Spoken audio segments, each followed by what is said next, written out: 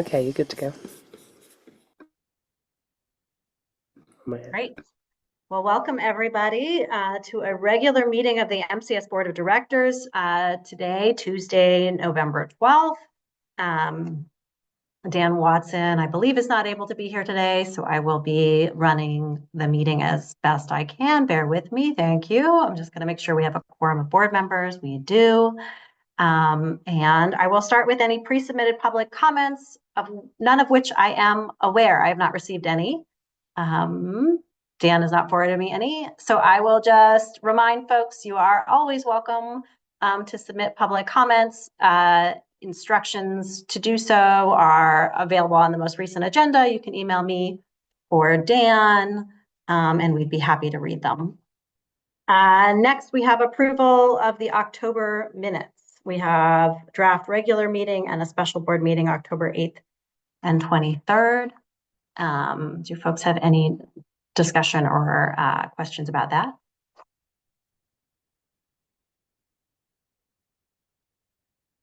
If so, I'd entertain a motion.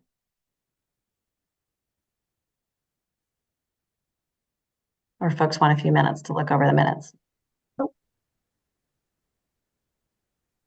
I'm willing to put a motion out there to approve both the October 8th and 23rd minutes. I second it. Thanks, McKenna. All in favor? Any opposed? All right, the minutes are approved. Next, we've got changes to and approval of the agenda. Do we have any additions to the agenda? Emily, did you have it? I saw an email from you that I didn't catch earlier. Is there something you wanted to add? Gosh, yes, there was. Okay, brain. Let's see, what was it, Julia? I think that I wanted to add, oh, I got it. One, I wanted to add the consideration for the board of forming a policy committee to review new policy updates that we have to do and bring to the board recommendations. And it was something that was recommended by Kristen Miles at OSBA. So that was one, considering creating a policy committee. And then the second one was considering a board work session to do some succession planning. Neither of those things are incredibly time sensitive. So if we have too busy of a schedule tonight, we can put them on next month's agenda. All right, if there's any discussion. Otherwise, I will propose that we put them at number 14. And if we get there and it's late in the night, we can kick them to the next meeting. Yeah, that's great. That's awesome. Thank you. Items. Okay. Should we make a motion to amend the agenda to include those two items? Time dependent. Tiffany gets a second. All in favor? Any opposed? All right, thank you. Let me just make myself a note so that I don't forget. Policy committee. Okay. Michelle, I want to deal with the executive session. I'm good. I'm good to pass. I just talked to Dan, and I'm just going to talk to you just about it, just you, after this. Okay, so we're good. Yeah, great. Okay, so we're going to scratch 12 off the agenda, which helps us with making some space, hopefully, for additional items. I think that brings us to moving right along. Number 5, financial report from Michelle.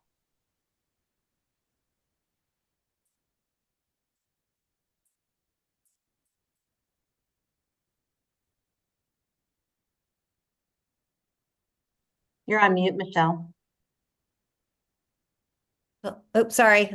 It just said you're muted. Anyway, so Veronica created a drive to put all the financials in, and I sent that link out to everybody earlier today. And let me see if I can find the link now. I have one of them where she has created 4 different things. One would be the budget versus actuals. on there, and I'm trying to find the, hold on here just a second. Just a second here. I have way too many tabs open right now, so, and that was not one tab I opened up, just a second. Oh, it's Drive. It's a financial drive. Was everybody able to access that? Yes. Okay. Board financials, I found it. Okay. Was it more than just the one document that you sent? There's an actual drive. There's an actual drive and Okay. it's called Board Financials. And then it says FY 25. I'm going to just share my, oh, hope I can share my screen.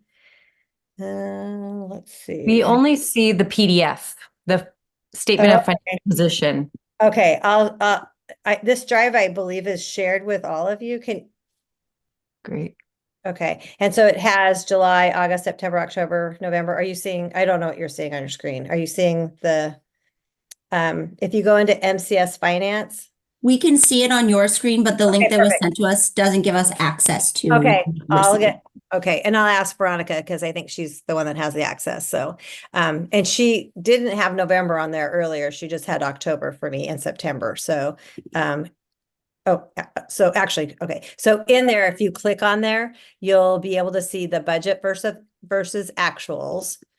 And so what this has is the income that we've received in the different categories. So like student fees. So the first part of it is all our income that we get, student fees, earning on investments, which is the what is that called? I can't remember that, the one account that the building fund and everything's in. Food service is in transition right now because we went from having all of our money go into North Wasco to now it's coming directly to us and we have it in a separate checking account. So that's going to change, I think, over that you'll see that change next month. After school clubs, she's keeping track of that. Other revenues would be private, like a donation, revenue from grants, and then just some miscellaneous revenue that we get. The state school fund you'll see in there that we got for September, and then revenue from the state. That one's a big month because we had like almost $400,000 from ESSER funds that were donated. You can see it right there, the 336. And then when you go down, it has the expenses, licensed salaries, classified salaries, administrator salaries, our substitutes are in there. And then you get to see the payroll cost, which would be the PERS, the insurance benefits, payroll costs. And then instructional services, I'm not exactly sure. Oh, that was a field trip. So going on a field trip because we get charged for the bus. We also have to pay for different things. A lot of the field trip funds come out of a grant, though. Rentals, our electricity, our fuel, water and sewer, which is not cheap, garbage. And then any repairs or maintenance, $20,000. We've had we've had quite a few calls from that we had to have from the plumber because of the tree that we just had removed. The tree keeps coming up and going through the plumbing system and shuts down our kitchen. So that was one of the reasons that we had to have the tree removed. Travel, I'm not sure what that is, but you can go through here and kind of see each things that we're doing. The audit, that was half of the audit fee from the 22-23 audit.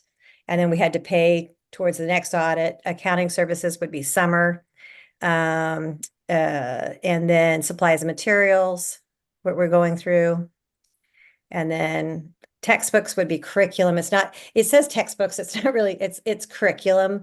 So that could be like science kits and such. There's some more of the food services.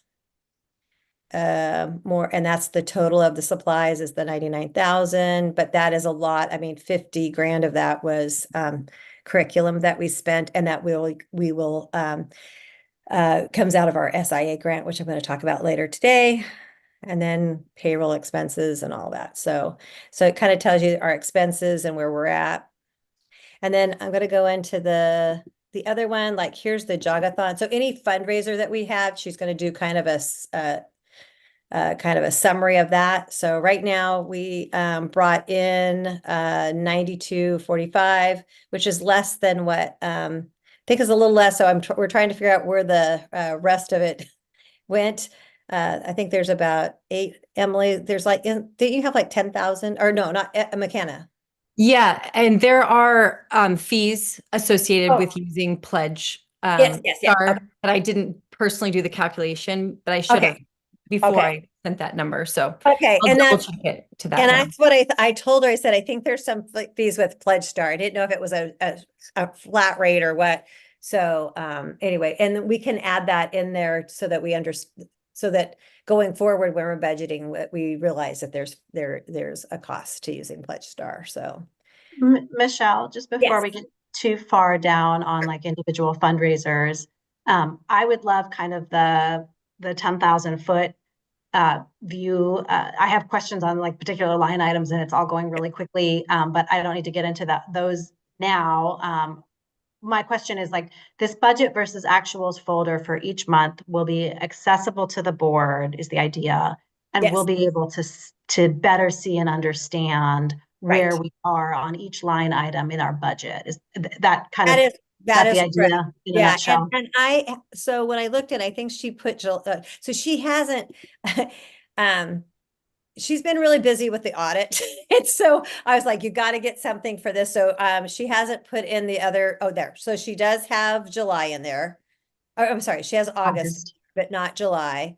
And then and we're looking at September.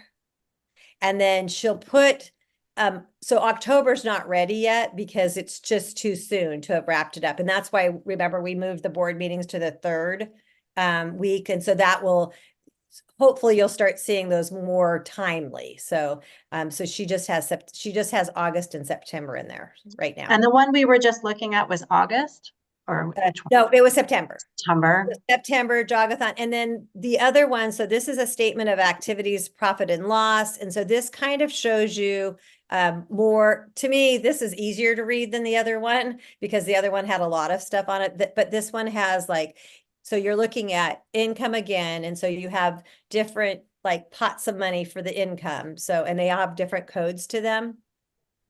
And again, this is more like a summary of it. And so it shows that our, what our, how much money we took in was 544,686. But remember, we had that really big ESSER deposit. Understanding that prior to that, we had spent all of that. We had spent that 400,000 at some point. On fencing and such. And then here's where we're at for the month of that for salaries. So licensed salaries, classified, administrator, and then substitutes. And then she has the costs in there as well. And this is probably like just more of a summary of what it is, of what we do for the month. And then this Did other one, did the other one show percentage of budget spent? well, yes, it did. Yes. Can you see that? Yeah.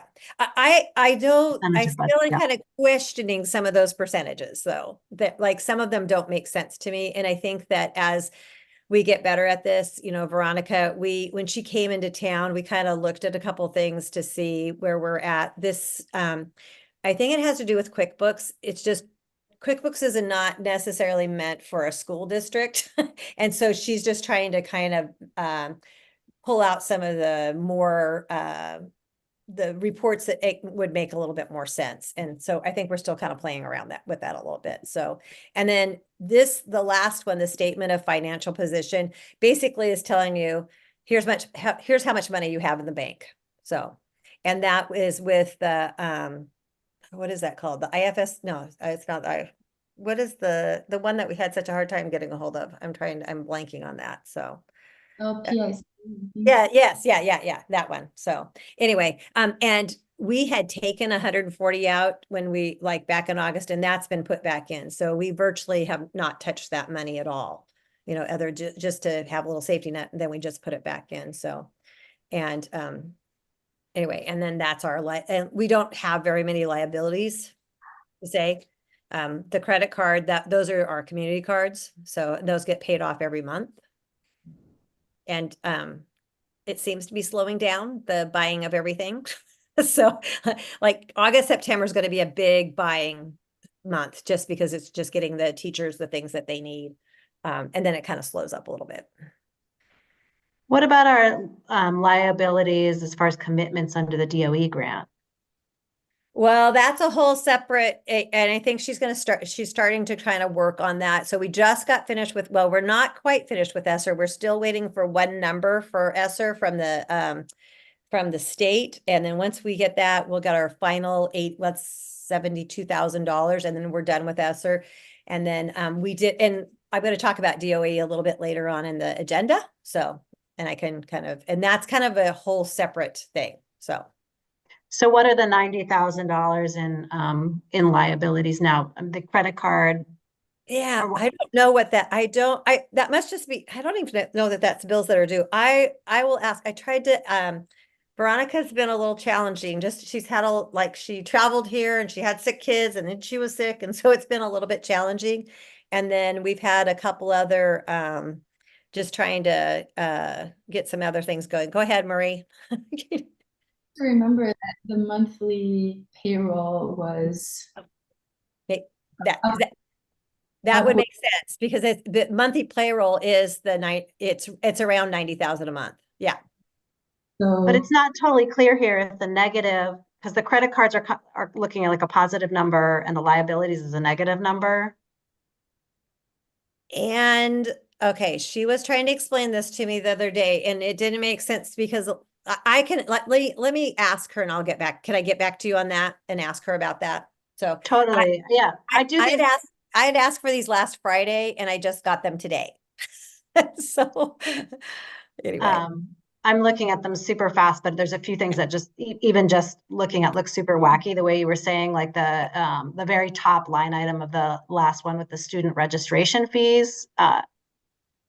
I didn't. Well, that's going to look really weird because we had in the budget $100,000, and I don't know where that number came from because clubs are never going to bring in $100,000. Yeah. So, and we don't charge fees for anything here. So that's one of those numbers that we talked about, that we can do a budget adjustment. That's definitely going to be a number we have to do a budget adjustment on it because I'm not sure where that 100,000, I think they used to ask for like a donation or some sort of commitment. Somebody was telling me. So There used to be a $200 registration fee unless you could show some kind of financial hardship.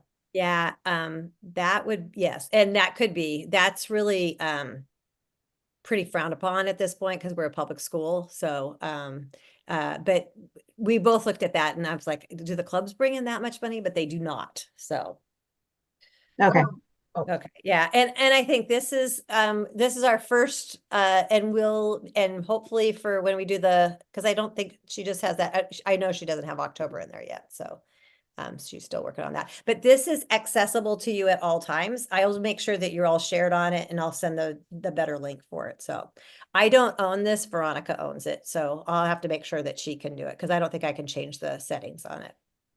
Tiffany, go ahead. Oh, I was just going to speak to that 100,000. So I vaguely remember the meeting in June where I wasn't officially a member yet, but on the budget, because you guys were going through it then, that 100,000 showed up as fees expected for the pre-K. So I'm just wondering if that's where that came from, or I don't know. But I remember because I remember thinking, oh, they expect to bring in 100,000 on pre-K. So anyway, I'm just wondering if that's lingering as a fee for the pre-K. And I think you might be right. You might be right. And what we are trying to do is actually separate pre-K out from everything because we're really not supposed to be using school funds for that. It finally is at the spot where it's paying for itself right now. I mean, it's like we're not gaining money, we're not losing money. Right. We have most people paying, so that's been really helpful. And we're going to gain 2 more littles in January. So it's growing. And we have a meeting with preschool, with the preschool promise people. They're not promising us anything, but they're working on it. So that's great. That will be a win. That will be a win if we can get that. So thanks for working on that. Okay. Yeah. I think they're not kind of where I would like them at, but it's a start. And I think that Veronica is really juggling a lot right now, and we've actually talked about having somebody separately do the payroll. And it would be a whole separate payroll system. This lady does it, and it would be she's gonna give us a quote for what that would be. It's somebody that Veronica works with, but I think it would take one thing off of Veronica's plate so she could, because I think the DOE is going to be a lot of work for her. So we met with Michelle Tang last week, and there's a lot of work involved. And so and I think that's why we're not getting stuff like this out, because she's trying to do the other things as well. So it's a big job. Yeah, well, let us know. We have talked about that payroll thing before. If that makes sense. I mean, we have now come to appreciate the importance of keeping the financial books in order and the size of that job. And so I do think earlier intervention is a good thing. And if we can divvy that job up, that's certainly a discussion I'd be open to. I'm sure. Yeah, and I briefly talked, just a hallway talk with Mary Ellen and Lisa about, like how traumatic would be if we switch from QuickBooks to something else. And Mary Ellen, you said, not that traumatic. It wouldn't be traumatic. And it would be going from QuickBooks to something else. And QuickBooks definitely has some limitations. It's just got some wonky things that we can't do. And Veronica just has a lot of trust in this other person, and that's all she does is payroll. And she's also giving me a quote to do onboarding of staff, and also kind of like that contract signing of contracts and stuff would be all on DocuSign. I looked at it through Power School. It was about 12 grand to start and 6 grand a year to do it. This lady's quote is about $1,000 a year. So that would, and it would keep everything online. We would send out contracts to people, DocuSign, come back. It would be all in a drive, all nice and organized for us. And that would be really helpful. So, because it's really a little bit wonky and messy right now. So we're trying to clean all that up. So. Yeah, well, that sounds like a worthwhile project. Yeah. Being a small school district, most of the people that have really good online programs like that are just way out of our, we met with somebody last week about doing, I can't even remember what it was. It was the culture and the culture survey that we need to do for doing strategic planning. The starting price was 10 grand. That's not feasible for somebody that has 165 kids in a school district. So anyway, so we're working our way around that. Michelle, I want to recognize there are 2 other bullets under this. One is an audit update. I don't know if you wanted to speak to that more specificity or should we be mindful of our guest also presenter? have a speaker. Yeah. Yes, yeah. I was going to say thanks, McKenna. Why don't we do that first, and then she doesn't have to listen about. That is. I do want to say that I'm very excited, and I was actually really excited just how quick the Cultural Trust was, because I didn't expect to hear anything until January something, I think it said on the website. So we are very excited to be now a part of the Cultural Trust, and I went on their website just to double check, and we are on it. So yeah, and this is go ahead. Hi. I'm Eiley. Good evening. I'm the trust manager of the Oregon Cultural Trust, and this is the time of year, as you all know, where we're all encouraging Oregonians to make their end of year giving contributions. I know as members of this board, you are likely donors in one fashion or another to the organization, and as a new member of our list of eligible cultural nonprofits, I just wanted to say hi, say welcome, give a short presentation on who the Cultural Trust is and how we're funded. And the how we're funded piece is important because it only comes from Oregonians who participate in a cultural tax credit. And when I use the words tax credit, people are immediately like, I don't understand what that means. So my goal is that maybe after sharing a few slides with you, you will all feel like, I know what that is, I know what that maybe means for me, and I can think of ways that it might support other organizations around the state. So if I may, I might just pop in and share a couple of slides. It looks like I'm able to share, which is awesome. Let's get this started so I know which screen I need to share. Okay, so my question for you now is, do you see a dragon? All right, cool. Okay. So the Oregon Cultural Trust, in more ways than one, is all about making culture count. We know that culture counts because it is how we make meaning in our lives, but there's other ways that it makes it count, and that is how we fund the actual work. And that's where the Cultural Trust comes into play. We're a state charitable agency, and we are unique in the country. No other state in the union has a cultural trust that exists solely so that their taxpayers can elect to have some of their taxes go specifically to funding arts, heritage, and humanities nonprofits such as yours. So I want to talk a little bit about what all of that means, what that mouthful meant. And just to say that it's really, our name is Cultural Trust because when we were created 20 some years ago, it was by community action. It was people who are part of the arts, history, heritage, historic preservation, humanities work, who went to the state of Oregon and said, you know what, Oregon, you, the state, have a role to play to make sure that cultural activities are available for any Oregonian and all Oregonians. But that takes money. So what are we going to do about this? And to form, a task force was formed, and they came away with the idea, as I mentioned earlier, of a way of defining culture as being so holistic and creating a way that we can support culture wherever it's happening, at the community level, at the state level, at the individual project level, and then it would be funded by Oregonians for other Oregonians. So it's completely elective. And so that's how we were born. And 20 some years later, we now kind of think of ourselves as part of a movement, which we've seen the rest of society kind of carry on with, which is that, you know, the work happens at the community level and the support for it comes certainly at the community level, but we as Oregonians all have a way to have that support be manifest. And so since we've been created, we have raised over $80 million in funding from Oregonians who simply send a few dollars our way and then take a cultural tax credit. So we've given out over $40 million in grants. That's over 10,000 grants that we have given. And it's all in the service of making sure, one, Oregon as a state is a part of the funding solution for nonprofits such as yours.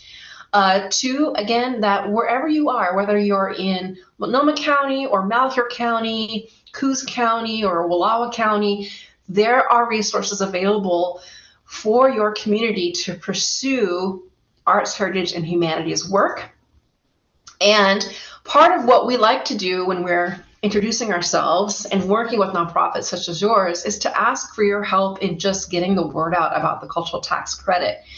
We know that thousands and thousands of Oregonians provide some kind of financial support to their friends of libraries, their historical societies, their arts organizations, their schools. What if those same donors sent some matching gifts to the trust, got a tax credit for it, but collectively made a pool of funds that we could distribute in the form of grants? We could really meet our mission of reaching Oregonians wherever they are. But it's understanding the tax credit that helps us do that. So that's one of my goals. It's just a quick recap. We're about 20 some years old. We curate a list of 1,600 cultural nonprofits, a list you just joined, that says, yes, culture, be it education, arts, heritage, humanities, are here and they're doing this work. And then why don't you consider making gifts to them? And you'll be rewarded for that gift with a matching gift to the trust that gets you a tax credit. We've been busy raising money, giving funds back out. We've been talking about the tax credit. We've helped create a network of those 1,600 nonprofits, which you're now a part of. And also, one of the great things about the trust is that we have county and tribal cultural coalitions. So in every county in Oregon, there are a group of volunteers who receive a block grant from the trust. They in turn make local grants with those funds. So that's how we make sure that the local decision making is happening, and that we also support statewide agencies and deliver project grants. So, oops. All right. So what is this whole tax credit thing all about? Well, essentially, it's a matching opportunity. If I make a $100 gift to the Mosier School Foundation, I can then make a $100 gift to the Cultural Trust. When I file my state taxes, I can then put $100 that I gave to the trust in the unusual tax credit section of the return. Whatever I owe the state of Oregon goes down by $100. So that's the tax credit at work. In Oregon, and only in Oregon, that gift to a state charitable agency is permitted to be used by that state charitable agency, the Cultural Trust, to make grants with. So it's a rising tide lifts all boats, and it recognizes and supports those donations that you all are making at the local level. So when I try and describe this at like dinner parties, I try and break it down to like three things. One, it's the value proposition. Would you like there to be more funds in Oregon from the state to support cultural activities? If the answer to that is yes, my next question to you is the one of, who are you already donating to? If you're like me, you probably are donating to several nonprofits. I have my OPB membership. I'm a member of the Oregon Historical Society. There are other nonprofits that do work in my community that I support. If I'm giving those funds there, I can then make a matching gift to the trust and take a state tax credit for it. The only key is to just do it in the same time period as you're doing your other gift giving. So just make sure you do it before the end of the year. And then when you file your taxes, you get to use the cultural tax credit. So it sounds complicated, a tax credit, but it's actually really easy to do. It simply is a matching opportunity for your gifts made to cultural organizations that you then get to take as a state tax credit when you file your taxes. The next question usually is, well, you know, how much I give in a year depends on what kind of a year I'm having, who I'm supporting. How do I know how much to give to the trust? And the answer is it's completely up to you. We have lots of donors who give us $10. We have donors who give us $10,000. It's everything in between. The only limit is the size of the tax credit that you get to take. And the credit limit is $500 for individuals, $1,000 for couples filing jointly, and $2,500 for C and S class corporations. So that is the limit to how much you can take as a state tax credit. So again, it's a matching idea. You donate to nonprofits such as your organization first. You can make a matching gift to that same amount or less or more to the trust. And then at tax time, you get to claim the tax credit, which is pretty cool. And then what you get to do is know that you're a part of a pool of Oregonians who are ensuring that there are grants in every county and within every tribe in Oregon who then get to do the cultural work that's so important. We've spent 20 years curating lists of questions and answers. So if you're ever curious, please go to our website. But just a couple of questions I often get. What if I don't have a tax liability in Oregon? Or what if I'm expecting to get a return? This could actually boost your refund, which is pretty nifty. What if I'm giving more than the limit to culture? You know, how does that impact how much I give to the trust? I mean, again, you give to the trust based on how much you want. The only limitation is just the size of the tax credit. And then another question we often get is, well, why can't I just give all my money to the trust and get, you know, a tax credit? That's not the idea. The idea here is that we are creating an incentive for those first donations. So I can't get a $100 tax credit from the trust if I don't make that $100 gift, for example, to your organization. This is really a matching concept so that, again, the direct funding that you do happens, and then the state can come in and also provide support. So yet another way to just illustrate this, you know, add up the donations you might be making to cultural nonprofits this year, and then whatever that amount is, you have the opportunity to make a matching gift to the trust. Just do it before the end of the year. And then when you file your taxes under the unusual tax credit section, we're unusual, you put in the amount you gave to the trust and you get it off your taxes. And then the trust gets to do this with it. So this is where your money goes. So we think about Oregon's cultural ecology, and we want to make sure funding is available at in all the ways that culture is happening. So every year we do direct project grants. That's 50% of the budget we have. And I'm always happy to talk to your organization about how you might apply for and receive those grants. They're between $5,000 and $40,000. We also support our statewide agencies, such as the Heritage Commission, the Arts Commission, to make sure they're offering that technical assistance. And then those county coalitions that I mentioned earlier, they also receive a budget from us every year, a block grant, so that local grant making is happening. We also put some funds away into a permanent fund that's managed by state treasury. It does provide us with some interest and investment income. It was a really important piece of leverage that our board had when the pandemic hit. It was clear to us that cultural nonprofits may not be able to survive that long a time without any earned income or grants. So to their credit, when our board contacted them, the state of Oregon became the first state in the country to elect to send some of the federal relief funding coming from Washington to each state to go back out to support cultural nonprofits. And the Cultural Trust was asked to help distribute $26 million with our county coalitions to that end. So the value of a permanent fund was recently learned. So this is how in Oregon we've been able to ensure stable and accessible funding for culture wherever you are each and every year. So lastly, how do we support culture? Well, the work you're doing as board members is a really, really important part of that. And any donor who can be encouraged to make donations to your nonprofit is really helpful. Perhaps a way to also talk about the benefit of that is by talking about the state tax credit. You're now on our list, so any donor who makes a gift to you has the ability to make a matching gift to the trust. They get that nifty state tax credit. You all get to apply for funding from us. It's pretty cool. If there's any audience you think should hear this pitch, let me know. I love speaking to people about the trust and the impact we have in the state, so I'd be happy to do that. Lastly, I'll mention that we have a resource toolkit on our website. It's just there if you ever want to grab some language. If you want to, we have a logo you can use that says, yes, we're a part of the Cultural Trust. We have ads you can use. Just any way to remind folks that in Oregon, there's a way you can further leverage your support for culture through the Cultural Trust and the tax credit. And lastly, if you like snazzy license plates, this is the Cultural Trust license plate. You might have seen this driving around. This is called, the artwork is called Celebrate Oregon. When the trust turned 20, we commissioned this. It has over 100 symbols on it. If you're ever curious about the stories behind the symbols, you can find them at Cultural Trust.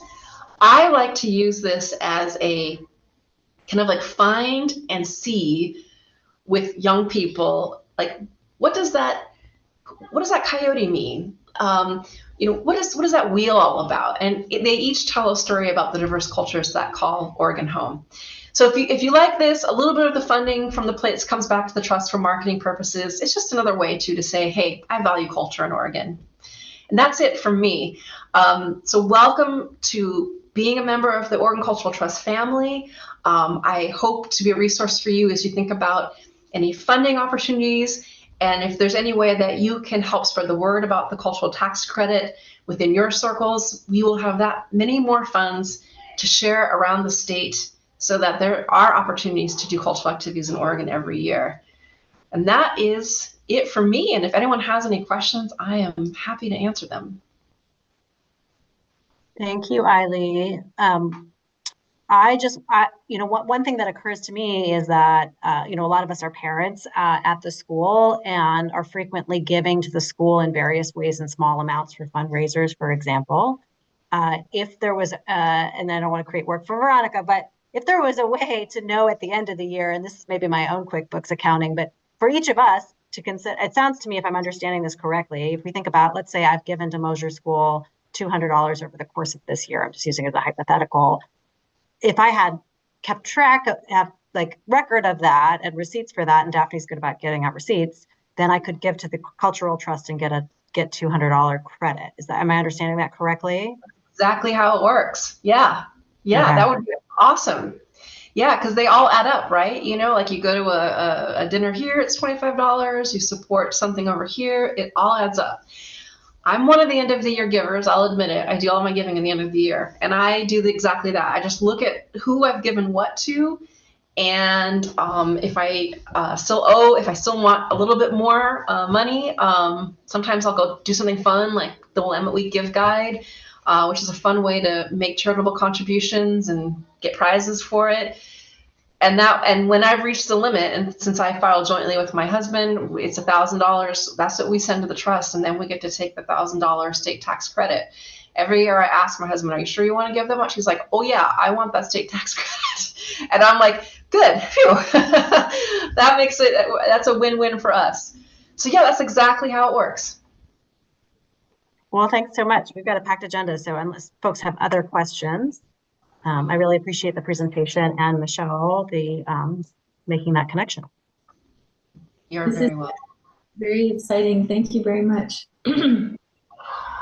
Thank you, Eileen. That was really, we're very excited about it. We're going to try it and put something in our newsletter, but I also think maybe just sending out a separate letter, just presenting this to our families. And I actually think Pledge Star does send out donation receipts to all the families. So you should be able to have that to help you out. But I'm very excited for this. So Very cool. And there are a lot of great organizations kind of around your neck of the woods that are on the list for the trust. You know, all along in like in the gorge, and it's really great to have you all as part of the network now. Thanks again. I appreciate your time, and if you need anything, please let me know. thank you. Thank you.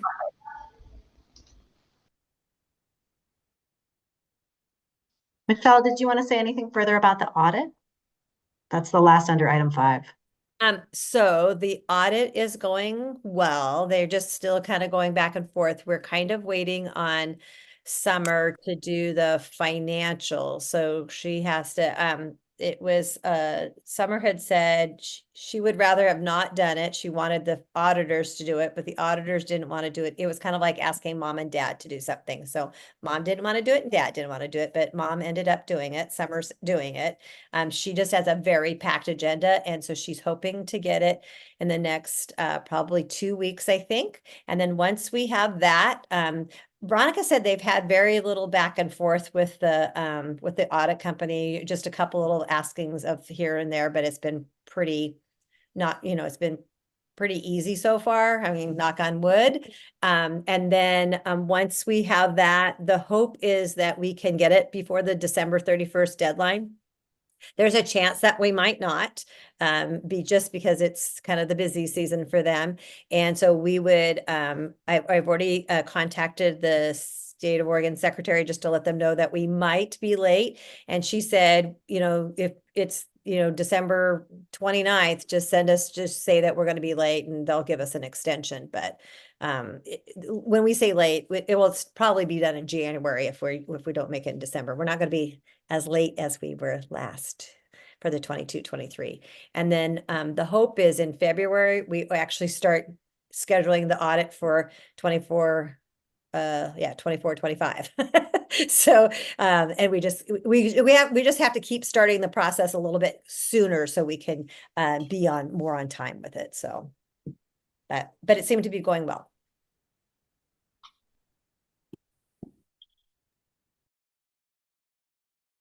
Any questions, folks, on the financial chat? I'm sorry, Avelia couldn't be here, but if not, I'll move us along.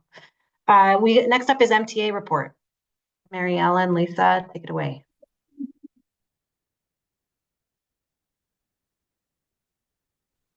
I'm not hearing you. Are others hearing them? Not yet. Mm-mm. You're not showing up as muted, so I don't know what's going on.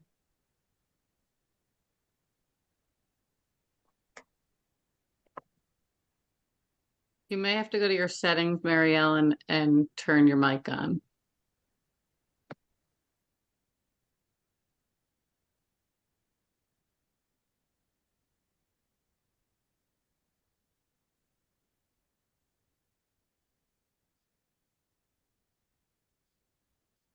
Okay, I'm gonna let you guys keep working on that because this can be a different number in the agenda. So you guys work on that and I will let Michelle give her report and then we'll come back to you and hopefully by then, if you need to restart and come back in or I don't know. You could also try calling in on a phone and have that on your audio. No, that's true. Oh, there you are. Can you hear? We heard Yeah. you. Yeah, you did I it. clicked the right button. It's a miracle. Okay. From 4-5, they said that they're starting a cross-curricular study of government. It's really been neat to see the kids so passionate about our country's history with voting rights and how far we have come.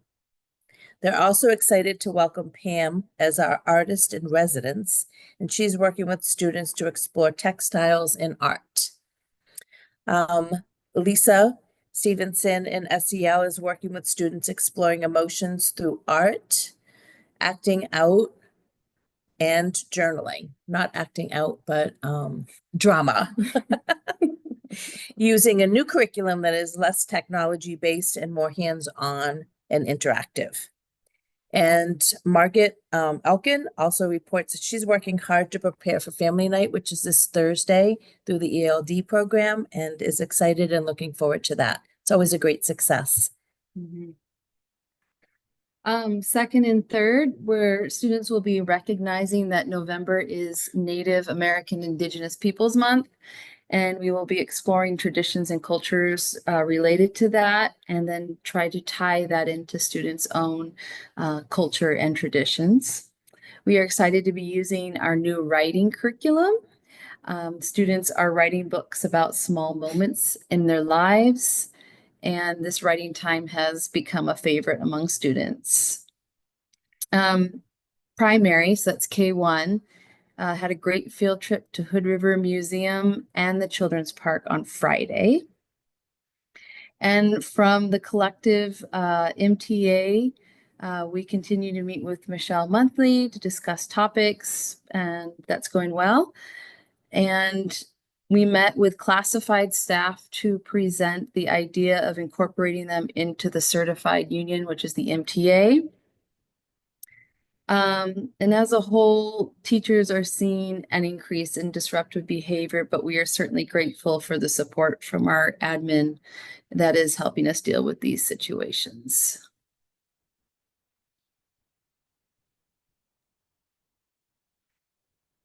So that's our report.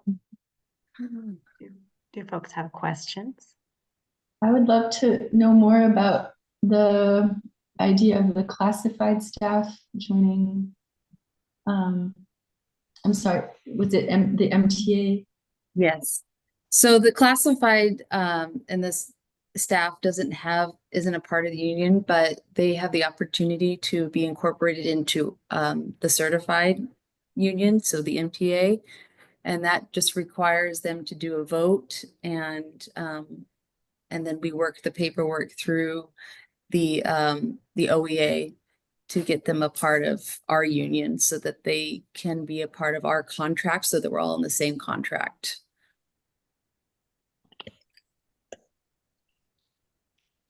What would that change for them, or how does that change anything, as it is right now? So currently they don't have a collective bargaining contract. So if they are able to join ours, then they are able to bargain for salary and working conditions and all of that. My guess is they would have their own separate contract because they couldn't be in. I mean, your contract would be. Most of the times they have a certified contract and a classified contract. Yes. So it would be they would have a whole separate contract. It actually would be nice. So because it spells out everything very detailed. So. And currently it doesn't, then do they have a contract, or no, they're just, okay. They have just a little contract thing that Veronica and I put together, but it would be really nice for them to have working to conditions. There's, just everything so spelled out. And it would be very similar to the teacher contract with, they have things that the teachers have things that that classified, don't need to have just because of licensure and all that, but it just would simplify things, and they would have a salary schedule that would be built into the contract, so. Thank you. And just for maybe Tiff and others and folks who know more about this, correct me if I'm wrong, but for the health insurance and benefits and things like that, those benefits have been provided to everyone, all staff who works for Mosier Community School, Yeah, regardless of if you have the contract or not. Yep, you have to do that by law, so. Although there were some small distinctions this year, some opt-in, opt-out, as I recall. Actually, that ended up not being, they had that backwards. So with the long-term disability, you actually can't have somebody, I don't know, it was not actually a thing. So that you don't have to, because remember, Mary Ellen, they had thought it had to be mandatory that you take. Oh, yes. Yeah. Yep. Yeah, and that was not a true statement, so. Right. From the OEA people, I think they just had it backwards, so. I have a couple of things. I really appreciate your reports. I Thank look you. forward to them every Appreciate being able to report. every meeting. It's really great to hear. I think what motivates so many of us to be engaged in the board is a love for the school and what's going on inside the school, not so much the finances and the admin and the facilities. And we just spend a lot of time talking about those things, but it's a really great reminder about the kids and their teachers. A few things. One, I think it's just great that you guys are doing something to acknowledge Native American Heritage Month in the 2-3 class. I heard that. I always think about that this time of year with Thanksgiving and my complex feelings around just how to tackle that holiday and the history that I was taught. And so I really appreciate the being mindfulness. I was curious about the behaviors and the uptick in behaviors. Is that from the behaviors are up? You're seeing an increase from earlier this year, from last year. What's the sort of reference point? If you can speak to that. And then the third thing was, there's been variation over the years in teachers sending out updates to parents about kind of this is what we're doing in the classroom. This is, sometimes there were weekly or monthly newsletters. I can't quite remember, but I'm just curious what you are using this year to share the sort of information that you just shared with all of us on the board to parents. Is there something set to share out this sort of information, or is that something that isn't currently that's kind of happening on a teacher by teacher basis? This is a totally honest question. I'm just curious. I haven't seen other than the parent teacher conference, a newsletter from teachers saying this is what we're doing. We're doing something about Native American Heritage Month, for example. It's a really good reminder, Julia. I know that we both sent something out at the beginning of the year, here we are. And then I sent something out about this. This is the kind of thing that I do in my classroom. I think Lisa did the same thing, but it seems to me like time is just flying by. And so, I did send something home for October, but I think really being more mindful of the fact that we need to do that. Before it was, you will send one out, the first Wednesday or Tuesday of the month, and then the third Tuesday. And that hasn't been the case this year. Michelle sends out an amazing newsletter. So I know I haven't done that. And I think we need to have that conversation about sending out a little more information to parents. A lot of us were signed Personally. up last year with Class Dojo, and that was kind of an easy platform just to kind of just post some information on and keep parents kind of up to date. We're not using that. We have Parent Square, But not everybody But seems not- to be on that. there's some kinks with that right now. So, but yeah, that could be on our radar to get more information out to parents as a collective whole of all our classes. And I know that we were going to send something home just because we really do want to tap into that cultural piece for all of our students. So there will be something coming home, but thanks for the reminder. I can say with a K1 student, it does seem like through Parent Square that the teachers are alerting us to what's happening. Like they're doing a reading thing and like 1,000 hours outside and different stuff. So yeah, maybe it would be good if you were all on the same page. But Exactly. then again, Yeah. like if different things work for different ones of you, I don't want to say you all have to do it in the same way, but Mhm. that communication I think is great for the parents to be It aware. is. And know. Yeah. That's key. Thank you. Thank you. To address the behaviors, I mean, nationally and locally, it's been an uptick within the last several years, and it just seems within, you know, it's just they get amplified, you know, from the past previous years. I would say before COVID, probably wouldn't see as many of the behaviors that we're seeing now, and for some reason we are now, and we're just having to filter and deal with a lot more. Does that answer that question? I really appreciate, it's easy to bring the happy news. It's harder to bring the tough news. Yeah. But it's really important for us as a board to get a sense, I think, of where, when we think about resources and planning and strategic planning, which we'll talk about later in the agenda, where we put the emphasis. Do we need more social emotional? Do we need more sort of therapeutic outlets? What, or behavioral training, and getting your input's really valuable there. So I just want to say that you can become really constructive, and I recognize Marie and then Emily. Go for it. Hi. Thanks everyone for the great questions and discussion. I just have a question about absenteeism and where you think the school is in terms of percentage. I know that it's risen drastically across the state. I learned recently that, the state average is around 36%. So this absenteeism, I believe, is when, just for everyone's information, when kids are missing more than 10 days of school in a row. Is that correct? Well, if they miss more than 10 days of school in a row, we actually by law have to unenroll them. So, we haven't really had a whole lot of that, but absenteeism is definitely up for sure. Where do you notice it in particular grades, or do you notice any trends, or is just trying to get a sense of what it's looking like, how many days, or if anybody. I don't have any information on that. Yeah, that would, I could certainly look into that. I mean, Jen and I can look into that for you. It looks like Jen's probably on Power School trying to find out right now. Well, it's funny. From the top of my head, I think we've had a pretty good attendance this year. I can think of one particular student who we've already worked with, and they're coming to school more. But yeah, I'd have to quickly take a look on Power School to get a better idea of where we are.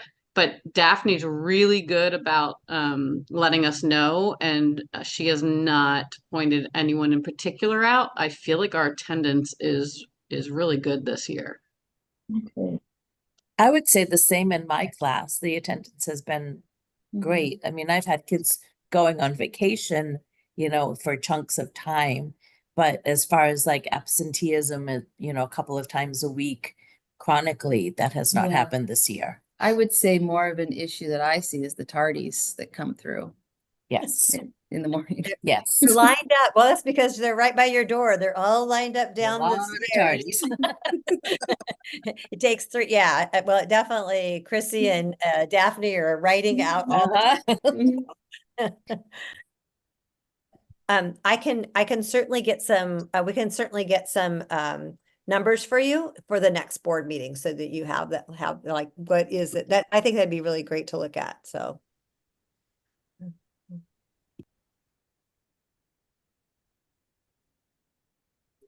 Awesome. Go ahead, Emily. I'm just on camera for a second.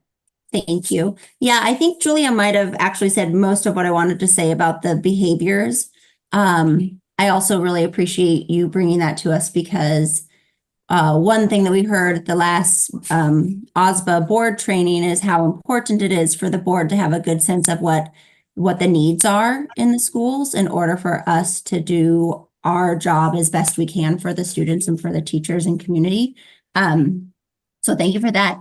Also, I wanted to just connect the dots between the communication with the parents and behaviors, because what I found going to my parent teacher conference earlier this year was that it was really, really, really helpful to hear from the teachers how I can be supporting them while at home.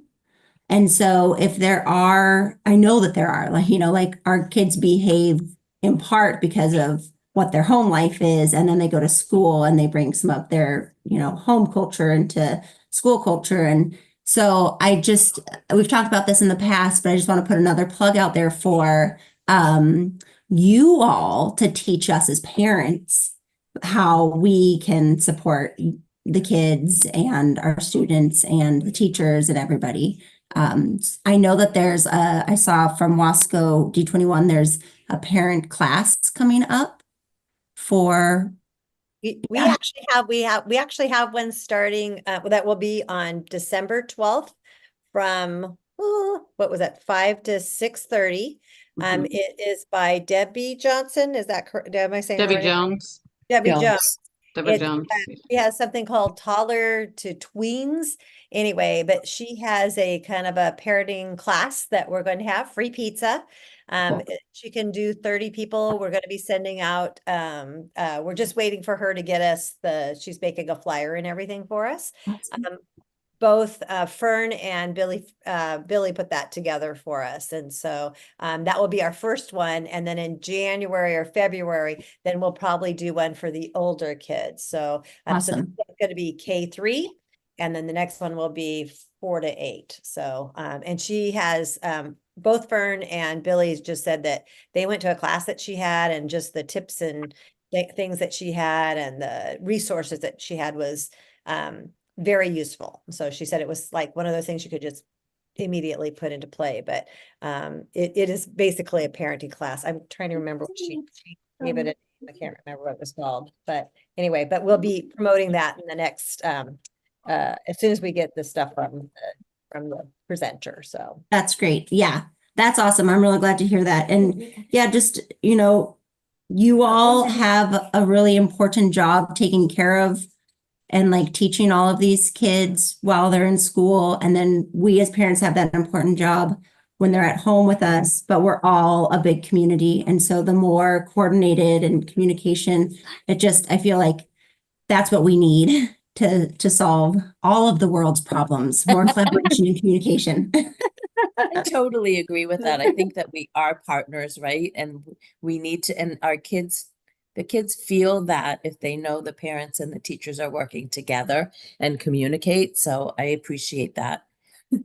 I do also think that we're in this trifecta time right now between, October was Halloween, and then we have Thanksgiving and Christmas, or whatever the holiday is that you celebrate. And there's a lot of hype around that. And it does tend to affect the kids, for sure. Want to add anything? Thank you, guys. I'm going to keep us moving and go to the ED report, Michelle. And it looks like we have a guest speaker here too. Janet, thank you so much for being with us tonight. We do. So we're going to kind of start out with Janet. Oh, hold on just a second. I'm going to go to, I have way too many tabs opening for me. So hold on, I'm trying to get back to where I was. So I'm going to start out with Janet, and we're going to look at Title I. So hold on here. I'm hopefully going to share my screen. Yes, thank you, because I'm not amazing at that. Okay, let's see how I do. Hold on here. And I have to move this. Sorry, I'm trying to make it so it's slideshow. Okay, can you see that? Yep. Okay. So Jana, I'm gonna let you go. And she's just let me slide. I'm the slide girl.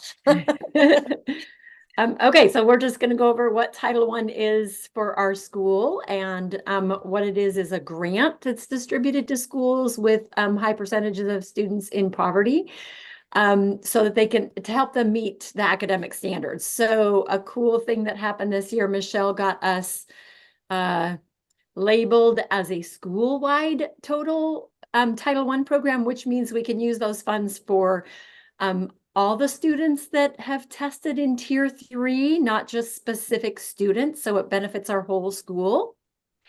The parents get, well, we sent home a compact, which is kind of an agreement. Your kids are getting pulled for an extra dose of literacy. And this is how you can help. You can be part of our improvement plans. You can help us with the policies around Title I. And you're going to agree to help your kids at home.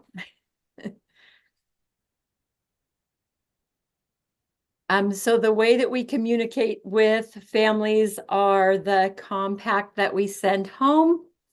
But the teachers, and then I support the teachers as well. We have rigorous instruction.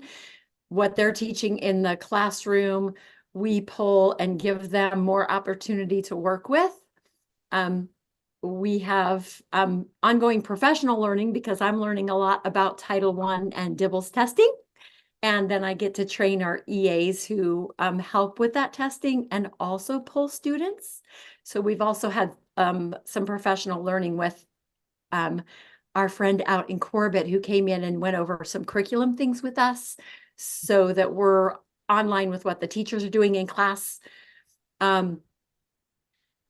The feedback from parents with the compact, I've got about 50.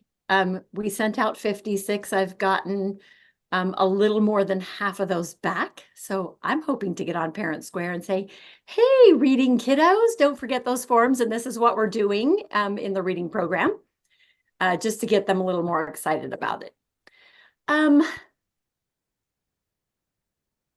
So our goal is a real strong focus on K3, but we're working K5 and we're testing all students, K8 with the DIBELS program.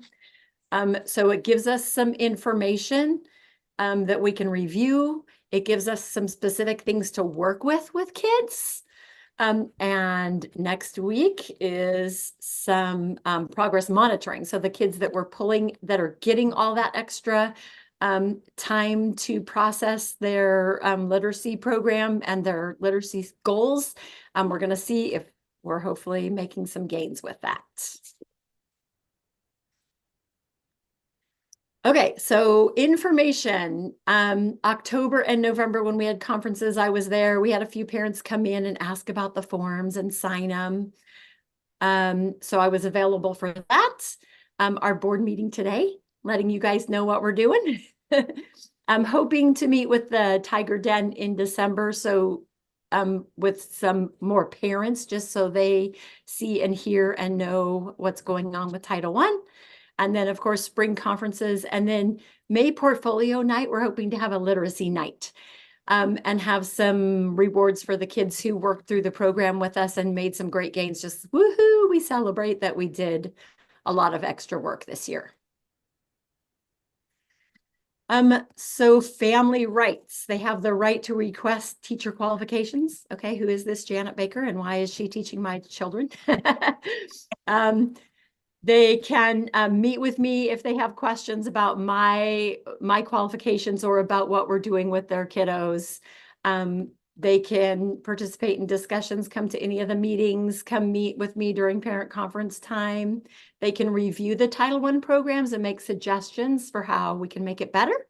And then hopefully they'll all be there on portfolio night to participate in our celebration.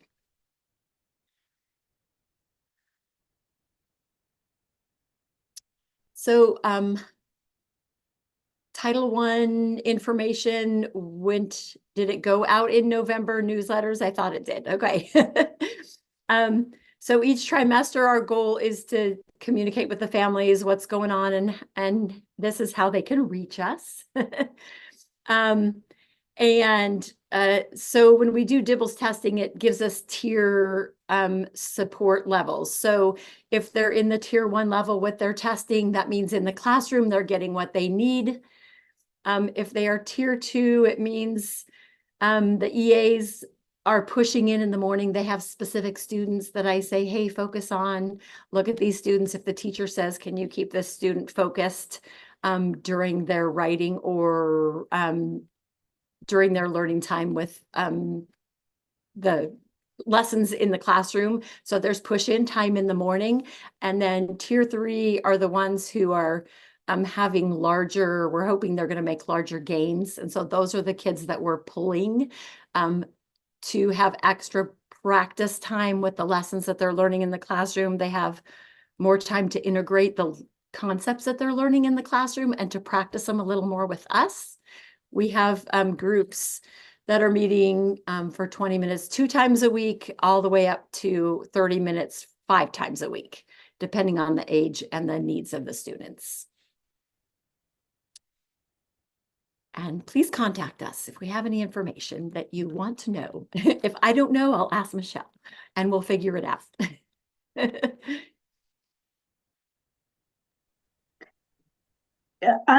Thank you so much, Janet. Other than the packets that are being sent home, if those should not make it to the parent, how do parents know if their kids are in this program?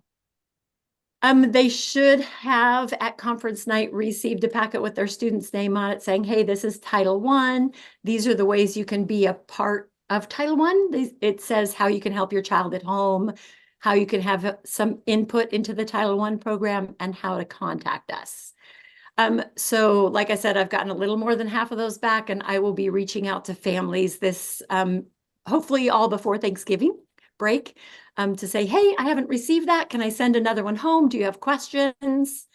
We did have one parent opt out, say my student is on target with everything else. The teacher kind of agreed with that, and that the student is not testing well, and that's her norm.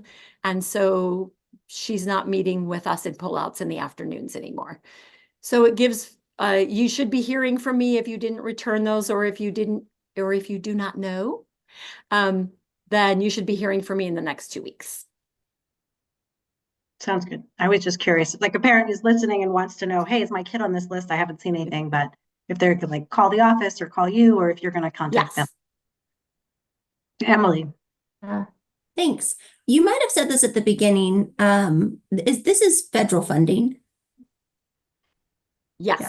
Yeah. And is it a grant that the school applies for every year? Is it stable funding? How's that work? So I'll just join in here. So Title I funding is, we get it through the North Wasco School District. And so they have this chunk of money that they get, and they have allocated a certain amount to us. And then we have to give them a plan. We have to tell them, we have to present, like, this is one of the requirements. We have to present this at a board meeting. We need to communicate with families. We need to have a compact that they sign. That's all fed. We have to all sign off on that.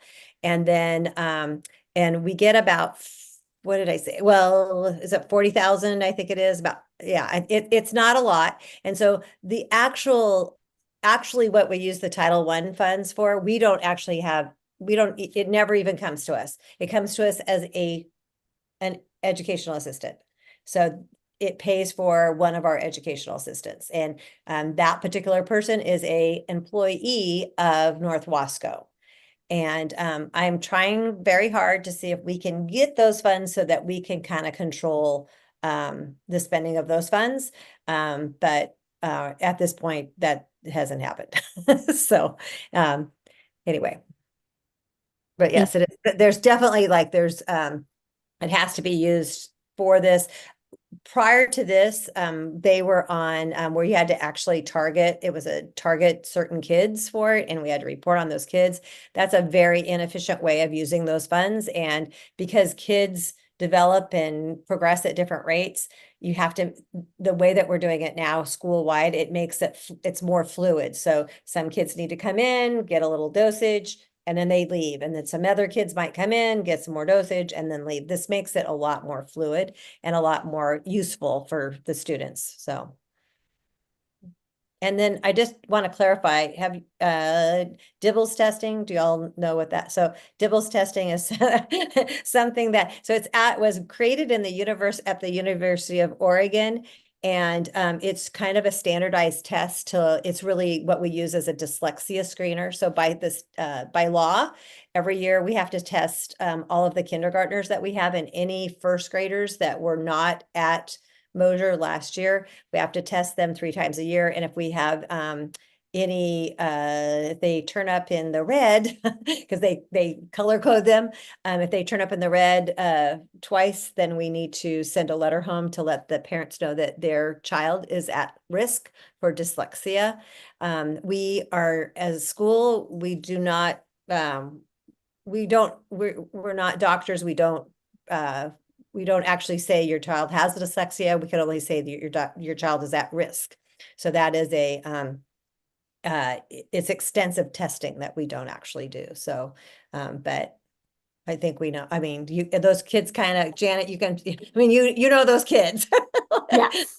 We could probably tell you who they are. So, and then new this year, we are using the Forefront, which I was showing to the K1 teachers where they can kind of quickly have an overview of their class.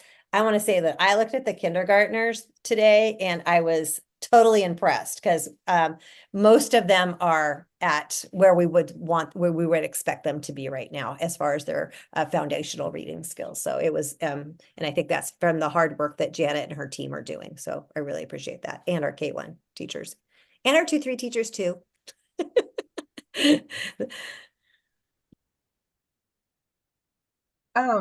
I think it's great you guys are doing this and that we can have Janet head this project up. And I'm wondering, and this is totally for another time, I just want to put it out there.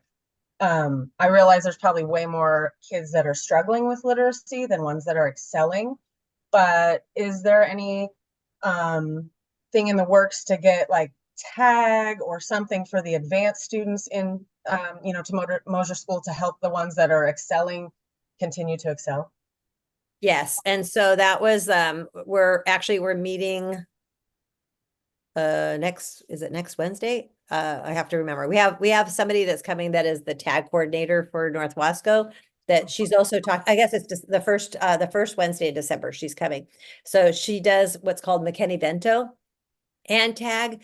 McKinney-Vento is by law what we have to do for students that are houseless or and that could mean that they actually are not living in a regular living situation, or they're doubling up with another family. There's all sorts of things that we have to do as a school to make sure that they are getting a proper education and rights and all that. She's going to come and explain that process to everybody. And she's also the tag coordinator. So she's also going to kind of explain that to us, because I haven't really seen how they've been identifying kids at Mosier. And so we're working on getting that in place. That has changed over the years that I know. It used to be pretty standard. You could use the state testing to say, oh, any kid that's at a 95%, their tag, check that off. So that is changing a lot now, which I'm really happy with, because some kids are not great testers. And so they're looking at, a teacher recommendation, just certain skills that they have that might be like they have this amazing ability to do art. I mean, because that is also tag, like tag is all sorts of things. The good news for Mosier, just like any school that is multi-age, it's kind of built-in tag school, right? Because we're looking at where students are and moving them along. But I do see, and Jen's been really working with moving some of the kids that are higher level in math, is trying to find a common way that we can move those kids up a level in math, instead of just holding to your second grader, you need to be second grade math, or you're a fifth grader, you should be doing fifth grade math. Maybe you're a fifth grader that should be doing sixth grade math. And so we're going to be, Jen's been really kind of looking with Kathy Mann about kids that we could be moving up that way. So I don't think enough has been done. I agree with you, Tiffany. Oh, thank you. I appreciate all the work for students of the whole spectrum. That's great. I just want to serve them all the best that we can. Thank you. I'm just going to do a quick time check. We're at 6:30. I know we started a little bit late, but I would just encourage us to go quickly where we can.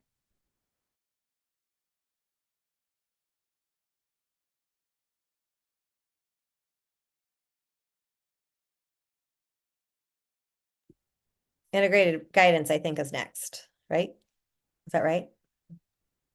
Yes. Okay.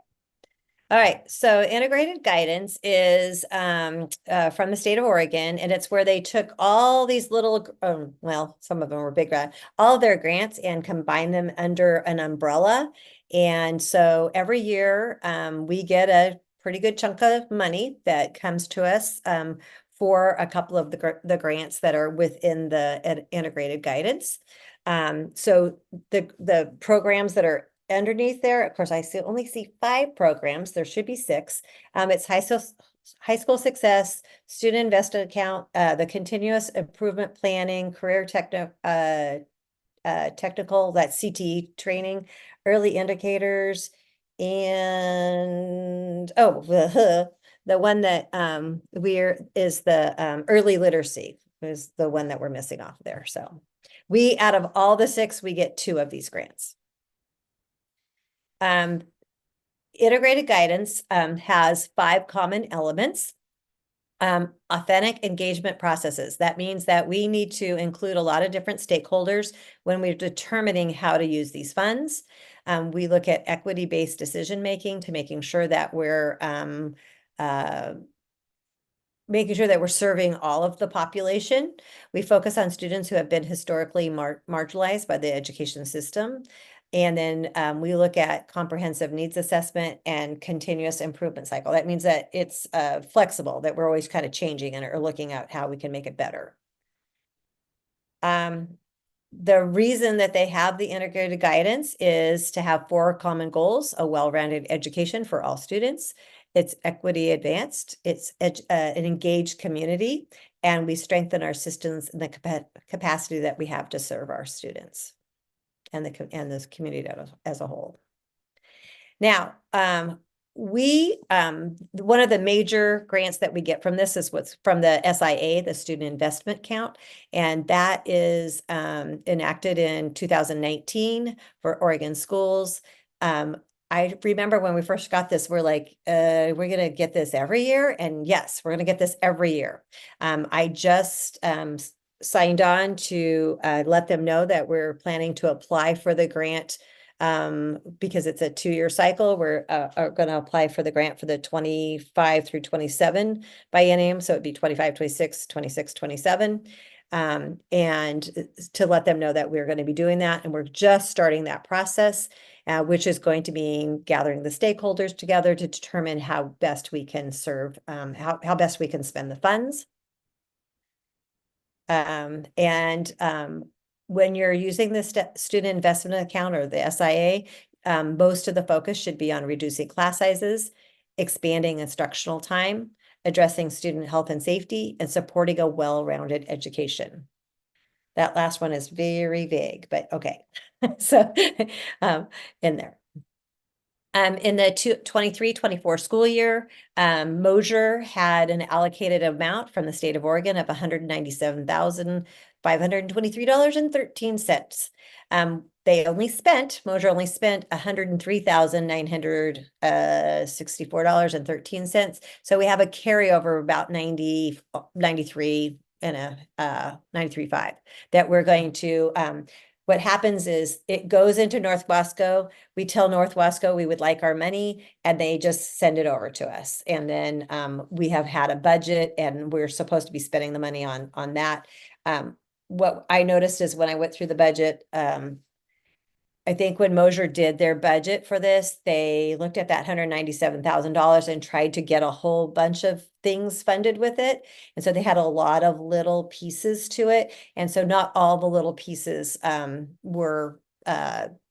tackled or funded. So in the upcoming year, we can kind of revise that budget for the 24-25 school year. We still have that 190, this year we're getting $195,973, plus we have that carryover, which is going to give us this amount of $289,532. I do want to caution you that for this year, we're like, wow, that's a lot of money to be spending. But next year it's going to be 100,000 less, basically, because we'll probably always get about $200,000 for this.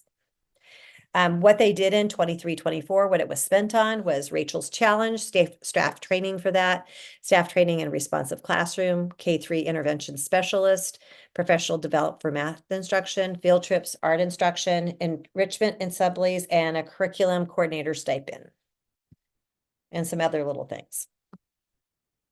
For the 24-25 budget, a big chunk of it is going to be for our K-5 intervention specialist, which is Janet. Strategic planning. We need to do some climate and culture surveys, and we need to do some family engagement.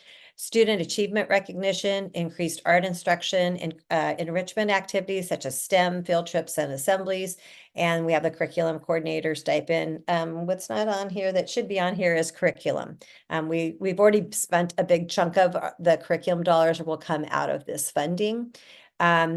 What I did is I looked at the budget and what was for it, and at a staff meeting, we just talked as a whole staff what they felt was important to be spending the money on. So made sure that the staff was included in that very quick but brief instruction, and they all were very had a lot of consensus of what they felt was important to spend the money on. When you're doing planning for the 25, 26, 26, 27 school year, we need to be looking at all of these things, outcomes, the student achievement, community engagement, equity, and needs assessment. So what we're going to do. So we are also right in the middle of doing our strategic planning. And the good news is most school districts take their strategic plan and their SIA and kind of combine them together, because you're really looking at the same thing. What are the goals for the school district? And here's some funds to help make those goals happen. So we're just starting this process. We won't have a SIA budget. We don't have to turn that in until I think it's January or February. And so we have to include all stakeholders in that. That's parents, board members, teachers, staff. It's nice to include some of the kids in the planning of this as well. And so we're just going to start that process. Questions about the SIA, integrated guidance? Okay, I'm going to keep on going because also part of the integrated guidance is the early literacy success grant. Long day, sorry. And Janet Baker is going to take this on. Oop, is she there? I'm here. Okay. Okay, so thank you for giving me the opportunity to have this position this year. So the early literacy grant is a non-competitive application-based. It's an annual grant, so it's another thing that that I believe is applied for every couple years. Is that true? That is true. So it's a biennium, so everybody gets it. It's one of those nice things that OD does, that everybody's going to get this money, but here are the hoops that you have to jump through to get the money. So that's what we do. Okay, so they're eligible. Why we need it to support the K-3 literacy program and to have some stability there. So for my income, the cool thing is that I have 3 EAs that I've been working on training. And then we pull 56 students so far since the beginning of the year for that second dose. They help me with testing so we can see where the school is and what their needs are, so that we can be strategic in the lessons that we plan for them to help them to improve over the school year.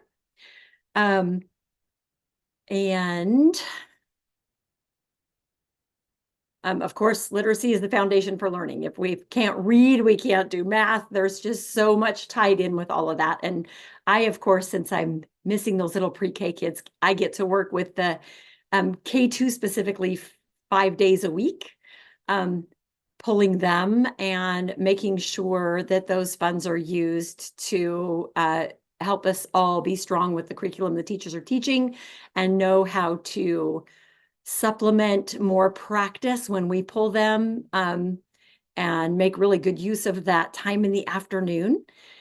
And so the funds are used for me and for that. And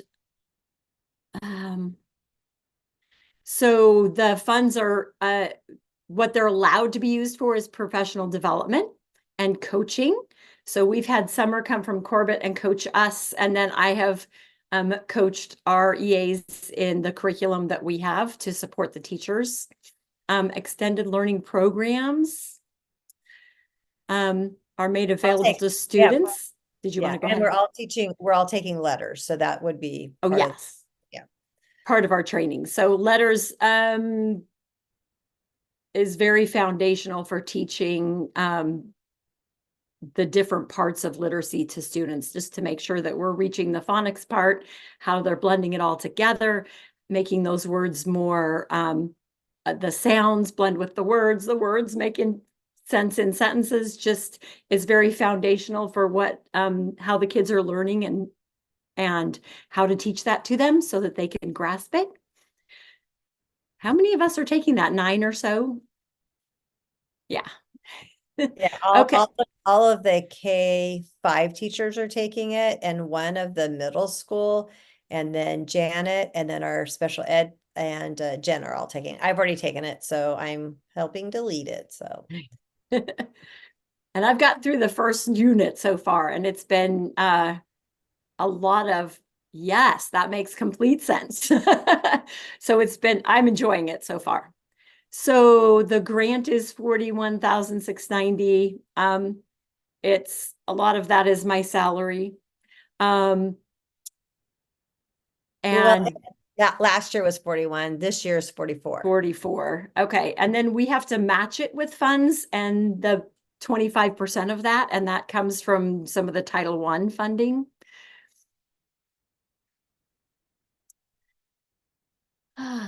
So what does it mean for the students? We're targeting their foundational skills. The DIBELS testing shows us they don't have all the letter sounds down yet, or they don't have all the blended sounds down. So when they go to spell words, they're not spelling them correctly. So what do we need to work on? We're progress monitoring them. So is the things that we're doing in the small groups making a difference for those kids? The more difference we make, the more confidence there is in their reading ability. We want to reduce those learning gaps. So that's what that extra practice and taking the things that they're doing in the classroom and playing games and practice games with them, and things that are fun that help them to have more time to fill in those gaps and to practice those skills. Help them to strengthen the memory with the sounds and the attention to their spelling. Hopefully when all those things work well together, then they're going to get what they need in the classroom, and they're going to be able to focus on the classroom learning, because it's going to make more sense to them. They've had more practice with those skills.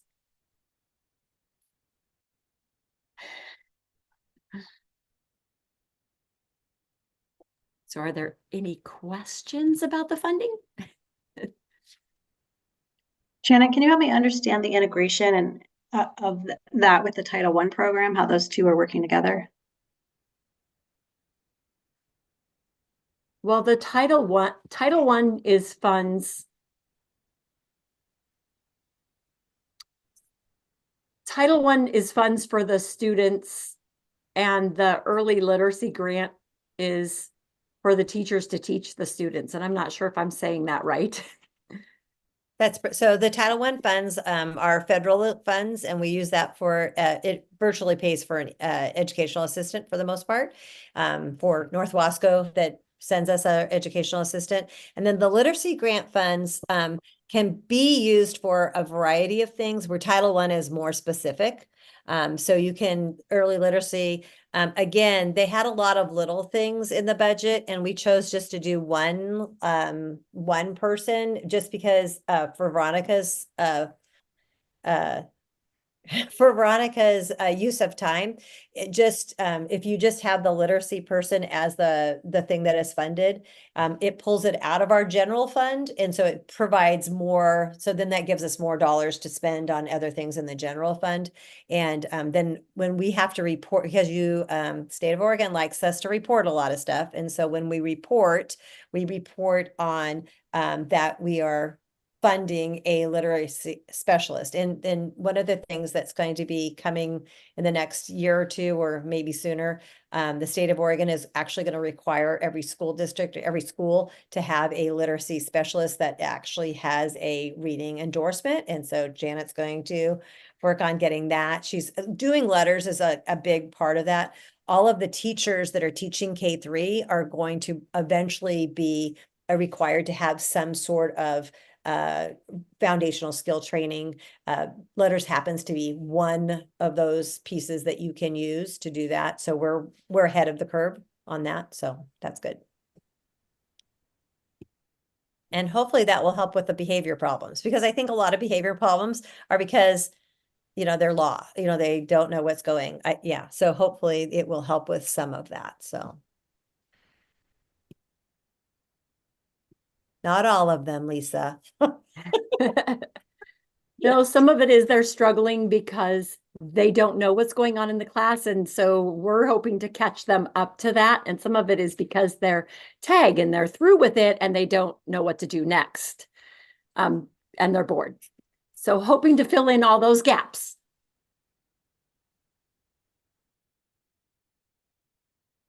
All right, thank you. I think next is staffing updates.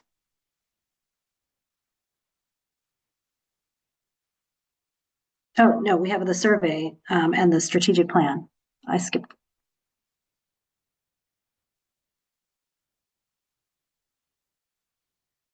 Unmute. Okay, just an update. We meet tomorrow for the strategic plan.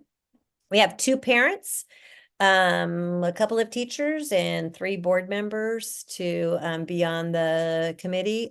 Bill Noonan will be leading it. He will be leading all of the meetings. The hope is that we meet, the meeting tomorrow is from 3 to 5.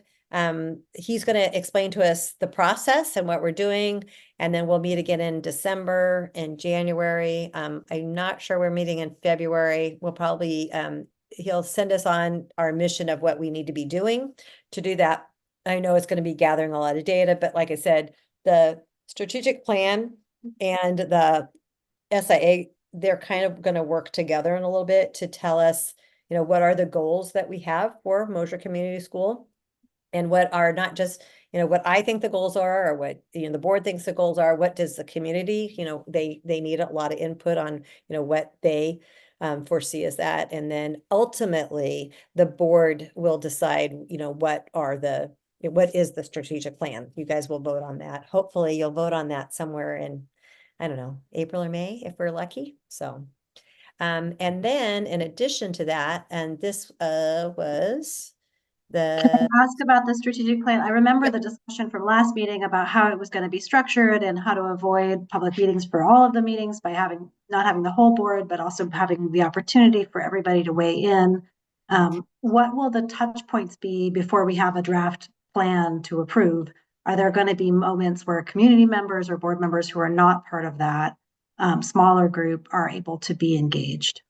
Oh, yeah, that's what the whole process is he's going to show us like different ways, in whether or not it's a survey, it's going to community, it's going to family nights, it's phone call. Like we talked about the fact that, Mosier's small enough that the committee could virtually, take 20 different people and call them, and he said not to give them like lots of questions, but to give them 1 or 2 questions, get the data, come back.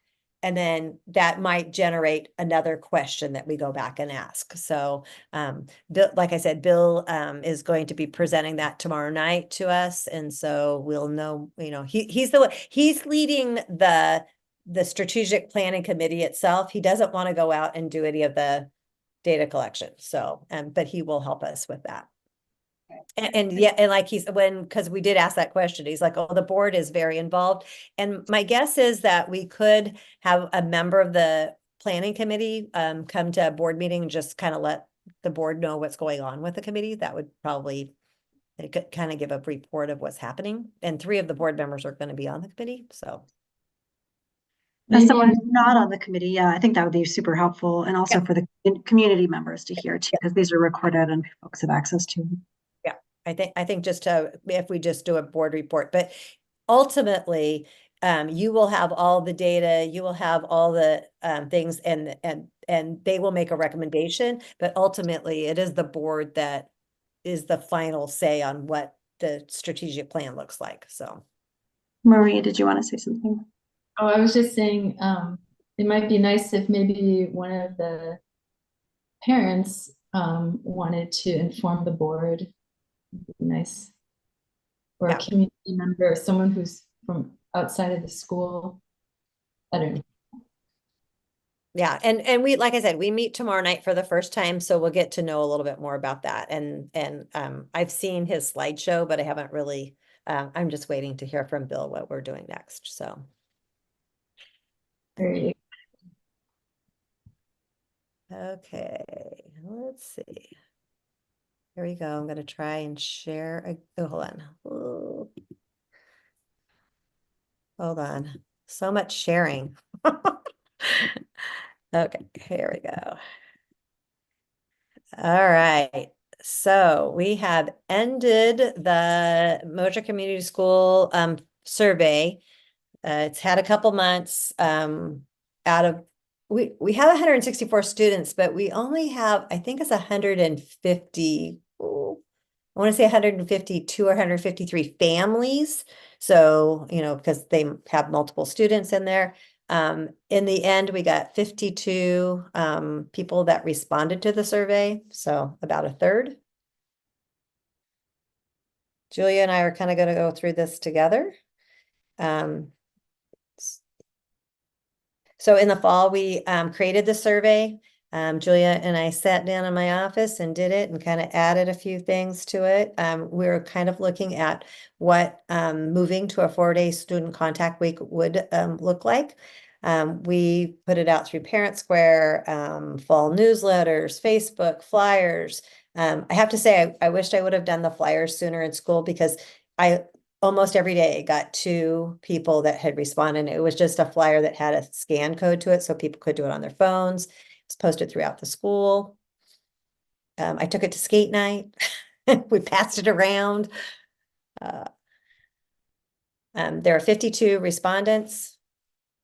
And you can kind of see the graph there.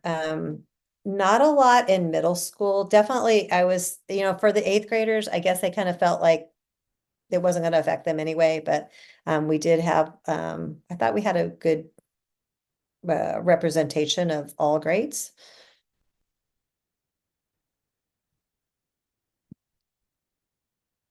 The 51%, almost 52% lived in Mosier, 40% lived in the Dells.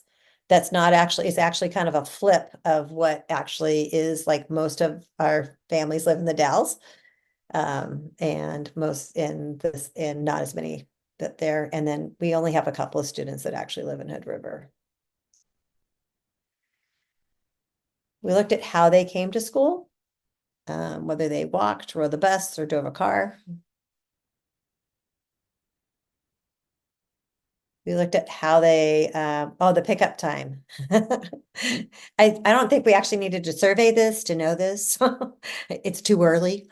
The pickup time is too early. And I know that we've tried to talk to the bus people about how we could change that. School start time. I thought this was kind of interesting is, yes, it is too early. If you look at the too early and just right, they're fairly, competing with each other. Nobody thought it was too late.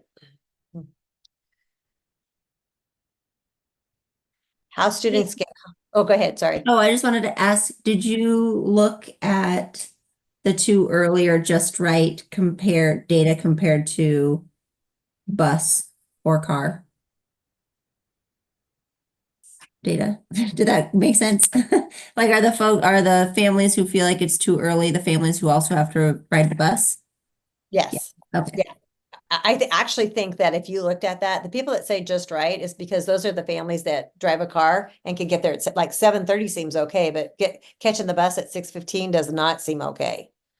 So, and we have kind of a comment thing that Julia made some really good open-ended questions for this. So, and then this is how they get home.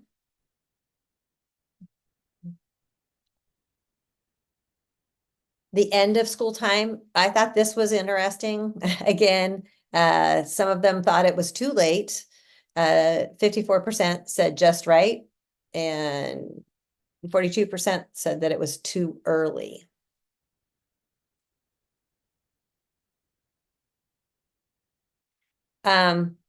Responses on why they don't use North Wasco transportation.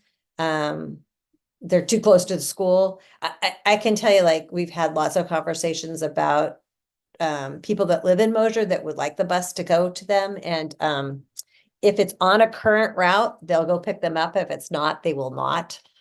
Bus timing, again, that's that too. Several families found it was way too early for the bus pickup.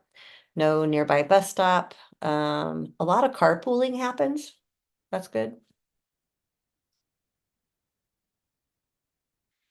And this is the ultimate question, right? Do you support a 4-day school week? And out of the respondents, 26%, so 1 is low, 5 is high. So 26 families were all on board, and then 6 probably were okay, and 8 were kind of in the middle. But we do have 9 families that are, doesn't look like it's a great idea for them. And then would you be interested in Friday activities if provided? 38% said yes. And then I can't see the bottom, sorry. And then we had 10 no, and then a lot of depending on the cost, depending on the type, some might want to do that. So again, I think if this is where the board decides to go, I think we just off, and I've already talked to our preschool teacher, Becca, and she'd be really willing to do a Friday, and we just offer stuff and then see what happens for the first year and go from there. Oops. Oh, Julia, did you have that? Okay, go. I have that document. I could read it to you all. So we had some open-ended questions on the survey, and these are kind of grouped by concerns and then support for the 4-day school week. And I just, so you have a sense for the voice of concerns. And do folks want to see these up, or do you want me to read them, or both? Maybe you could, whatever's easier for you right now. If you can't show them, then you could just send them to us later, maybe. Michelle, if you have it handy, do you want to put it up? Okay, let me try here just a sec. More sharing. I can also. Or she just likes to see if I can share. So you have already. Go ahead and start, and I'm going to go ahead and try it. Sharing, so your skills far surpass mine. So the concerns included impact on schedule and academic hours. Many parents were concerned about whether the school day would be extended and how that would impact their children's energy levels, learning retention, and participation in after-school activities. All good points. Some wonder if instructional time would still meet state requirements and what the start and end times would be. There were concerns about childcare and equity issues. A major concern is the potential burden on families who cannot afford extra childcare, who rely on a 5-day school week due to work schedules. Parents are worried about whether MCS would offer affordable Friday activities. Number 3, a concern effects on extracurricular activities. This was sort of touched on the first. Worry if the longer day would interfere with extracurricular like dance and sports, many of which are keyed off of the 5-day school week and ending around 2 p.m. Academic impact and quality of education. Some parents were uncertain if the 4-day week would support or hinder academic progress. Questions also about how MCS would support students who depend on school for meals. The preferred structure for the 4-day week. While most are open to Fridays off, a few responded suggesting Mondays as a better option due to federal holidays. Potential for community division. Given recent changes at MCS, some parents expressed caution, fearing that moving to a 4-day week might cause division within the community.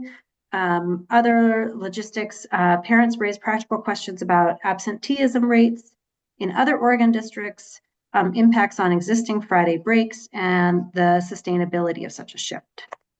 And some families express support. Many seek clarity on how MCS would address extended hours, equity concerns, after-school program alignment, academic impacts before making any change. Survey responses reflecting a strong interest in the 4-day school week for Mosier. Family and quality time ranked high. Many parents value the chance for more family time, extended weekends, and the opportunity to pursue activities and rest together. Parents who supported this noted improved student focus and well-being. Parents believe a 4-day week could help reduce student stress, allowing them to return to school more focused and energized, potentially improving academic engagement. Parents thought that flexibility would be good for appointments and extracurriculars. Fridays off would allow families to schedule medical appointments or extracurricular activities without missing class, reducing any interruptions to learning.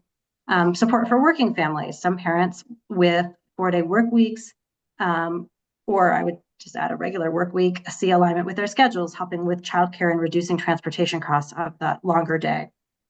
Teacher and staff benefits. Respondents note that the extra day could provide teachers with more time to plan, recharge, possibly enhancing the effectiveness of classroom instruction, and concerns about academic impact. A few parents worry about whether a 4-day week might affect academic progress, especially for students needing extra support. In summaries, there were families that expressed that a 4-day week could improve work-life balance, support learning and focus, and provide a less hectic schedule overall. And then some additional feedback. And I apologize for the long meeting and all of this reading, but I found these much more than the survey, just numbers, really insightful. Additional feedback. Support for a later start time. Many parents find the current 7:30 start time too early, with students struggling to wake up and commute on time. A later start, possibly with a 4-day week, is preferred by many for better sleep and safer winter commutes. Interest in a 4-day week with considerations. While some parents support the 4-day week, they have concerns about the extended hours, childcare challenges on Fridays, and maintaining a balanced instructional schedule. Some parents want more details on the daily schedule and a sample calendar to understand the impact. Impact on family life and extracurriculars. Parents want to ensure students won't miss out on family time or extracurricular activities with a longer school day. Families commuting from the Dalles are especially impacted by early wake-up times and hope for a later start time. Desire for research and data. A few parents requested research or examples from other districts using a 4-day model to understand its academic and emotional impacts on students. Acknowledgement and appreciation. Several parents expressed appreciation for the survey and value being asked for their input. Some also support additional time for teachers to plan and prepare under a 4-day schedule. To wrap it up, many families are open to a 4-day week and a later start time, with requests for more information on how this would affect academics, childcare, and after-school activities. And I think that's a good summary of it, that there seems to be a large-scale openness and interest, but also some really legitimate curiosities, concerns. And I don't know, Michelle, is your thinking that this would get included in the strategic planning? Is this an entirely separate consideration that needs to be on a more expedited timeline? Do you have thoughts there? And then we'll go to Emily and Marie. Go ahead. I'm just going to try, because we have more to the, hold on a second. Oh, there's more? Yeah, there's more to this. Hold on. And, oh, maybe I'm wrong. Oh, no, I'm wrong. You're right. So to answer your question, I think that if this should be something, and I agree I think that putting the survey results on our website, sending it out to parents, having some research, having some, I guess some articles before, and, for pros and cons of it would be, vital to have on there. But I also think, like, if we're going to make this decision, it has to be something at either the December or January meeting, because it does take some planning. Like, it takes planning of the calendar. It's like notifying North Wasco. It's making sure that we get the busing all up and going. So I think that for next steps, I think it's something that the board needs to kind of discuss and figure out, but I certainly can share all the information. I think all the information should be I'm going to try and get that on the website. I'm still working on how I get stuff on the website. So, but I think it's separate of the strategic plan. So yes. Emily. Yeah, I've got quite a few questions. Two I want to give you right now. So, of the 52 responses, do you have a sense of who responded? Like, are those 52 folks from across the socioeconomic range and cultural range? Like, is that a comprehensive group of folks that represent our school and our families, or not? There are several responses that were in Spanish. So I think that does have our bilingual or even just our Spanish speaking community was in there. I thought it was weird that it was mostly Mosier people, and not the Dallas people. I just thought that was kind of odd in a way, and maybe just more willing to. I think that I keep finding this a lot because it does seem like the Mosier people that our families are a little bit more willing to come to a skate night, are more willing to, come to fall conferences, and that our families that live in the Dalles, it just is another drive to get into us. And it's like we have to really work on that connection of some sort. So That drive is real. Yeah. Yeah. Okay. That's helpful. I mean, I think if we could maybe even, if you can somehow show us a little bit of the data of like who responded, I think that would be helpful.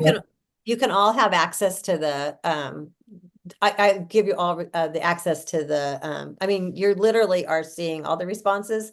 So that came directly from the survey. So yeah. And Emily, there was a breakdown in one of those early charts between live in Mosier, live in the Dalles. And it's about 50-50 on the responses, which is not representative of our student population. Like more of it is from the Dalles, right? So you're seeing an outsized influence, which is what Michelle's talking about.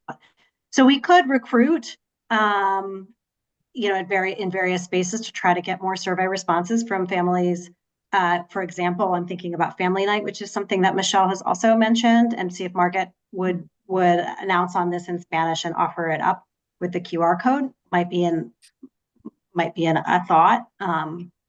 Anyway, I think that we have a good sense of who responded. It's disproportionately Mosier families, but Mosier family, I'm marked as a Mosier family, but I live way out of town, don't have access to a bus. So that's also a complex mix. And there are plenty of Latino families in Mosier. So that are walking from Mosier Manor, for example, or from other houses in town, or up here in the hills. Like it, it doesn't split really easily.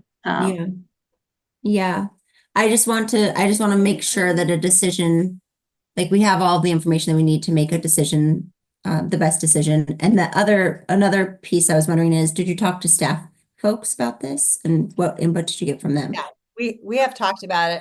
I think we only had one staff member that actually took the survey. So, but most of the staff seem very receptive to it.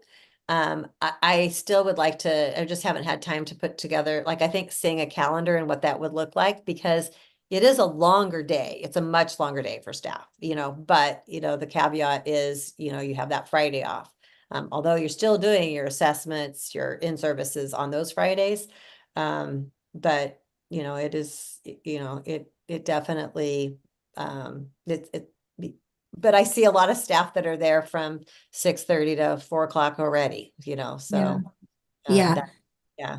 And then I don't know who wrote that. Somebody's like, well, we've already, like, if you look at our calendar, we already have a lot of Fridays off anyway. So. I counted them up for this year's calendar, and sorry, I recognize the hands up, but just for information purposes, we have 15 weeks this calendar year we have Fridays off. So we have a pretty good sense of what those weeks feel like. And I think that cuts both ways as far as moving to a 4-day week. On the one hand, we know what it's like and it works pretty well. And we've actually structured our calendar in service days, parent teacher conferences to create a lot of 4-day weeks. So maybe that's good enough. On the other hand, we're not addressing some just consistency planning, schedule, benefits that or negatives, whatever way you see it, by having sort of a consistent a calendar in that way. I don't know, I haven't, whether that's harder or easier on parents, like often having Friday off, but not consistently, or, whatever. Marie, I think Emily, are you done? The only other thing that I wanted to say is that data on how it impacts the kids would be helpful, if there is any. And I can tell you, I mean, I've done a lot of research on it, and most of the data will, there's some data that will say like for high schoolers, it's harder. But most of the data is like there is no real research that shows that it has any impact academically. Like there was one thing I saw, like at fourth grade, it did like one thing had one thing at a fourth grade level. But I think overall, you're not going to see a whole lot of difference. And I mean, honestly, you have so the instructional time is almost identical, if not a little bit more, when you have a 4-day school week. So you have larger chunks of time during the day. That is what's kind of I'm having to get used to, is like, wait, 2:15, we're going home. Like I'm used to a whole other hour and a half of teaching during that time. And so it does make the day does seem a little bit more like in smaller chunks is harder than having bigger chunks to do like literacy or science or anything like that. So I think that I can show you data on either side of it, but overall, there's no academic benefit or, to having a 4-day week, and there's no academic benefit to not having the 4-day week. They are pretty much equal. So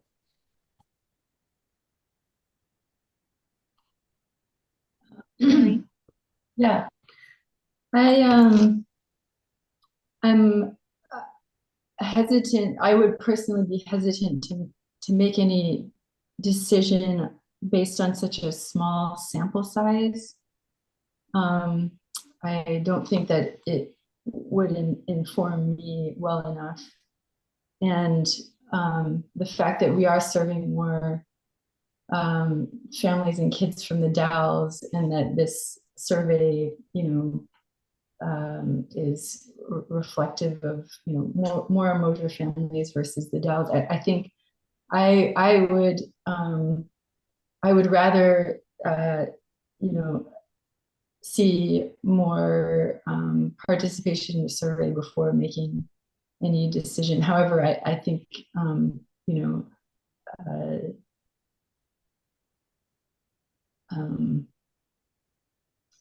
there's also the fact that the school and the community has been through a lot, and I hesitate to make such a big move or take on such a big decision while we're in the process of the strategic planning. However, I would say that maybe during the strategic planning, it might be the time to test the temperature and see where folks might be at regarding the 4-day week. So.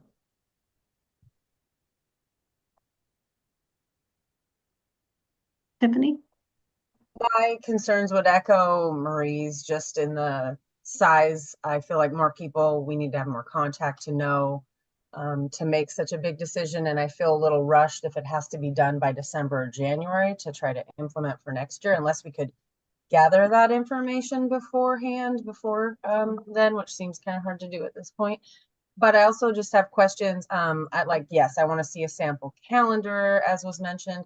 Also, just Michelle, can you just tell me quickly, like, so in a dream world, if we went 4 days, what are the school hours? Like, even just knowing that, like, when do they start and how long then do we have to go?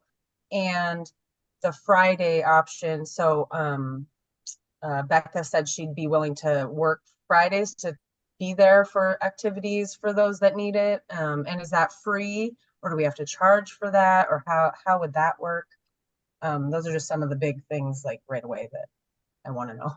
yeah, and more than likely your hours would be somewhere to like 8 to 3:40, 8 a.m. to 3:40. It could be 8:50. So there is the late bus already. So so it comes around 4 o'clock.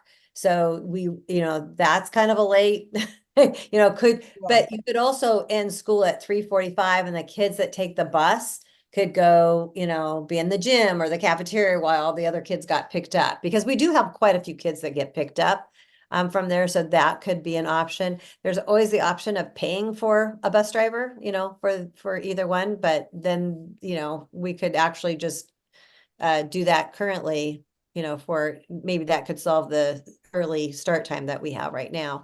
I mean, I think the ultimate start time for school is 8 to 8:15, somewhere in there. So in order to get the instructional hours in, we would have to go to 3:40 or probably 55, depending on the days there, to get the calendar out. You had one more question. What was it, Tiffany? I forgot. So more contact. It was the calendar, which we already discussed. Yeah. Like we could maybe Yeah. see a sample of what the, school calendar year would look like. And the times were big for me, just knowing what the day would look like 8 to 4 or whatever that is. But one more thought too, with the extracurriculars, because we kind of are an island being in Mosier, especially for middle school students, I can see the concern. I don't have one yet, but being able to make middle school activities, when I know they can participate in other sports teams and things in D21. So just, just how that works and, making that available for the students that are in those activities or want to participate. And I did talk to Lisa Caseberg about that. And well, first of all, we'll probably do our own volleyball team next year. And so that, and because the Dallas Middle School didn't even have a volleyball team this year. So, and she said for most of because they get out later than we do anyway. And so that she felt like she didn't think it would be that big a deal for us that we had to worry about that. Because that is a concern of mine too. I also think us offering more of those activities at school would be beneficial. We have a very tiny gym, but I think we could do some of those things in there. I talked to the guy that does soccer, can't remember his name. Anyway, he would like to do more soccer on our field, but what he told me is our field is not very good. So he's like, I can't really, I can't teach the skills I need to teach because the grass is just not where it needs to be. And so, but that, maybe we invest in the grass a little bit and we have a better play for that. So, because he'd like to have more of the older kids doing soccer, but he said just the field's not good enough for them. So we're going to have to redo the field and help that anyway after we track all over it for the playground stuff. So that's all I have. That's all I have. So anyway. Hi. I just wanted to make a point of, we're hearing some board member opinions, which is great. But let's look at the data we saw, which is 1/3 of the people, the parents and families from the school did comment enthusiastically about not like a 3 or a 4 for encouraging this 4-day, but 26 out of the 53 were saying that they did want it enthusiastically a 4-day. So I do think we have pretty good data based on that alone. And if we want to encourage more, I think that's great, but we are getting a pretty decent consensus from the people who did chime in. So let's keep that in mind. Also, from an enrollment standpoint, I mean, the concept of having the only 4-day school in town would differentiate us and definitely bring in a lot more parents and families.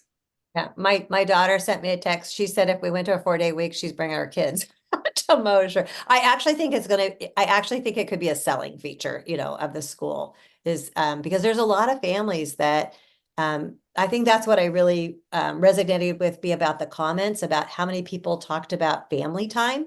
And that is kind of one of the benefits of it is it does give you those 3-day weekends and people struggle getting their kids up in the morning. I mean, I hear it a lot from parents. You're like, oh, I could barely get them out of bed. They really had a hard time getting here. And that it's one less day to battle with, your kid about going to school. And that when you get here, it's a lot of good quality time that you have, and you got to make sure that it is really tough on the K1s the first probably 3 weeks of school though, because it's a long day. I think that any way that we could make the middle school start later would be great, because that is where a lot of the research is, middle school really shouldn't start until 8:30, 9 o'clock in the morning. They're not even awake. So. I really appreciate the discussion. I'm going to move us along, but what I'm hearing, and you all feel free to chime in, is we want more feedback if we can get it soon. And I think that could be, getting parents when they come to the school, like family night, and that may really get some of our bilingual folks who maybe didn't catch that the survey was happening. Or it could be Michelle, myself, and we also recruited in the survey some folks that were interested in volunteering and got responses there of parents that were really enthusiastic about helping. Just calling folks and asking them if they would like to participate in the survey and asking the questions and see if we can get you any more data. And then the other one is really checking in with staff, which I feel like has not fully happened. And so that's obviously impacts staff. And one of the things I'm really proud about is just how our retention has gone. And that's really important to me. So that's something I would want to know. If there's additional thoughts, feel free to reach out to me or Michelle if you have them later about what other information you would want or need to know in order to feel comfortable moving forward. Maybe it's cost, maybe it's, I think as this percolates up, don't hesitate. And that goes for everybody listening too. Yeah, really quick on that, Julia. If you're able to get some information from family night, that would make me feel a lot better to make a decision. Yeah, and the staff feedback would be really helpful too. Because we have had discussions, at staff meetings, and we've kind of talked about it, right, Mary Ellen and Lisa? We've talked at a couple of staff meetings, so. We've talked about it a little bit, but I think giving staff an opportunity to voice how they feel about it or do it, incognito. I know. Well, I know. It was kind of shocking to me that we didn't have a lot of staff fill out the survey. Mm-hmm. I think we had one. Yeah. I might know. Yeah, me too. Anyway, so yeah, we can do that. And we can, that would be helpful. And the survey is an odd fit for staff because there's a lot of questions about how do you get your kid to school, and so maybe it didn't feel like the right fit. And maybe it is instead, an invitation. I don't know, how to do an anonymous email or how to, or to email me instead of emailing their boss. I don't know what the process that would feel comfortable, but we can think about that together about how do we get staff input. Do we have a listening session and invite all the staff, or? Yeah, we can make the survey anonymous. So that's pretty easy to do. And we just have the survey and do it at a staff meeting, and Jen and I walk away. So, and then everything that they submit is anonymous. We don't collect email addresses or anything. So that's a pretty easy one. And then I think that maybe we do have email addresses of the people that responded, is if we can kind of match those up and then figure out the other 100 people that we need to call, and maybe 10 of us get together and call 10 people and get that in. That might be helpful. I am going to be at the family night on Thursday, so we'll work on that as well. Ophelia will be there as well. All right, folks, I'm looking ahead, and for the interest of all of us, I'm just going to tell you that I'm probably going to cut some things here unless people start jumping up and down and screaming about it. I don't know if it isn't listed as an action item on the ED evaluation for discussion, but I would encourage folks who haven't looked at that to look at it. And then also the DOE grant project update, while interesting, that there's no action item there. So I'm wondering if we can hold off on that update. And then I'll also add the Tiger Den update. I really appreciate all the fundraising that's going on. There is a Tiger Den group where people can get reports out on those. And unless there's a call, and maybe I'll give McKenna a minute to call for participation, either in the next Tiger Den meeting or in a particular upcoming fundraiser. Otherwise, I might hold off on all of those agenda items. I'm going to give Michelle, I'm just letting you guys think about this. I'm going to give Michelle a few more minutes. She's got staffing updates, facilities, and enrollment to get through. And then I'd like to table almost everything else, unless you tell me after Michelle's done that you really need to talk about it. And Emily, I've got your two things 2. And you can give that the same thought. So Michelle, I'm going to let you go. And then when you're done, we'll think about what can be tabled and what needs to happen. Okay, here we go really fast. Okay, for staffing updates, we don't really have any staffing updates, so we're good. Facilities, the trees. I do want to report that I did send the report to Dan to show him. So we had we have continually had we've had to shut the kitchen down 3 times. And the girls' bathroom, because that locust tree is a invasive species. It's not a native tree. And it was continually, it's like a peanut plant. It goes underneath the ground, tries to find water, and it kept finding our pipes. We had a recommendation from both Camps Plumbing and Bo with Above All Trees to get rid of that tree. And then, so we had to do it. It's really was causing havoc, and it's causing so much havoc that on Thanksgiving, Camp Lumber has to come in and replace a lot of the piping. So it's costing a lot of money. And I know it was at its beautiful fall at this point, but both the plumber and the arborist said that it really needed to go, or it was going to cause some pretty significant damage to our plumbing and piping. So we don't worry about the storage shed or the tables. We can move on with that. Enrollment, we have 6 with 2 more beginning in January. We've done pretty good with invoicing our families at this point. Right now at K-8, we have 164. We gained 3 kids in the last 2 weeks. And with a kindergartner that may be enrolling here pretty soon. So K1 has some space.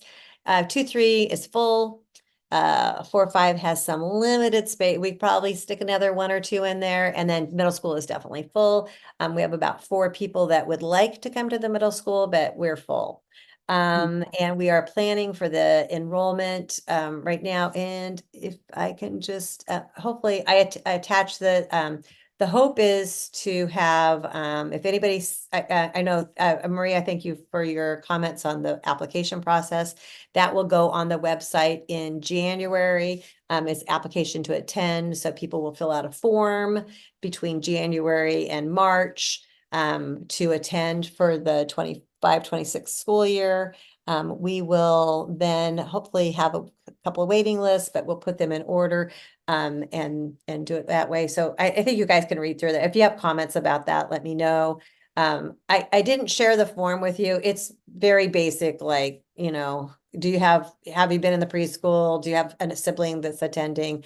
It's basically the same form that we use in Corbett. I worked pretty closely with ODE to develop it so that it was checking all their boxes that way. Any questions about that? Sorry, not about the application, but being that sounds like enrollment's actually ticking up, which is great, but being that there was 12 spots open in just pre-K alone, knowing that that's like 10 grand a month that we're losing, I just wanted to add another possibility of maybe we can add this into our budget for next year, or doing something with Grow to increase enrollment on a marketing perspective. Yeah, so Becca and I have met with they're the Preschool Alliance, I think it's called. So we've had one meeting last week. We have another meeting coming up this week. I think the key is to get into Preschool Promise. What you do with Preschool Promise, we would say we have 5 slots, and then they pay us, it's about $1,000 a month for each kid. And you open up those slots. We're on all their websites now. We're really trying to push it out. I think what has happened though with Preschool Promise, there's a lot more daycare and preschool places opened. I have 2 in my neighborhood that opened recently. So I think there's been a lot of that. We'll see how sustainable that is for people, because there are, again, with preschools, a lot of hoops to jump through. So Becca's working really hard about that. She's also hopefully going to offer June and August. She'll offer some day camps during that time, and we'll give our EAs some opportunity to earn some extra money by having weekly camps that will be not just for preschoolers, but for different age levels too. And so hopefully that space will start paying for itself a little bit. But yeah, I agree. I think we, that's great. Yeah. I just wanted to make sure we all just had that option ahead of us, pays for itself with 4 kids. And then also, of course, being that that's such the young crowd that we're seeing we need enrollment for, it will continue to pay for itself as these kids age up. So Yeah. just wanted to voice I my agree. I will also say it takes a minute to build a reputation for a teacher. And I just remember hearing Janet Baker's praises sung and how that grew. So we'll just say I remain hopeful too for Becca. I have a question about, what if a family moves to Mosier? Do we have any obligation to serve a family that's 2 doors down from the school? Because this is not something I've run into in my time on the board where a class is full, but how does that work? Yeah. So if somebody, and I'm still trying to figure out what the Mosier boundaries are because nobody can seem to tell me that. I don't know if it's like the zip code, like the 97040 zip code. I have no idea. I've asked Daphne. She said that we used to have something. I've got to call in to Dr. Bernal. I'm pretty sure she's not going to know what it is, but we can try for that. I have no idea. But whatever the Mosier boundary is, if somebody moves into Mosier in the boundary of the school itself, like I'm assuming like that would have been their grade school. Yes, we have to serve them. Like even if we're full, we accept that kid. Now, if somebody is from the Dalles and wants to come to Mosier, we can say no to that. We can say that we're full to that. Now, if somebody from the Dalles and Hood River said, I want to come, we have to take the person from the Dalles first and then this person from Hood River. So, and we're going to have that pretty spelled out on our website here in January. So, Marie.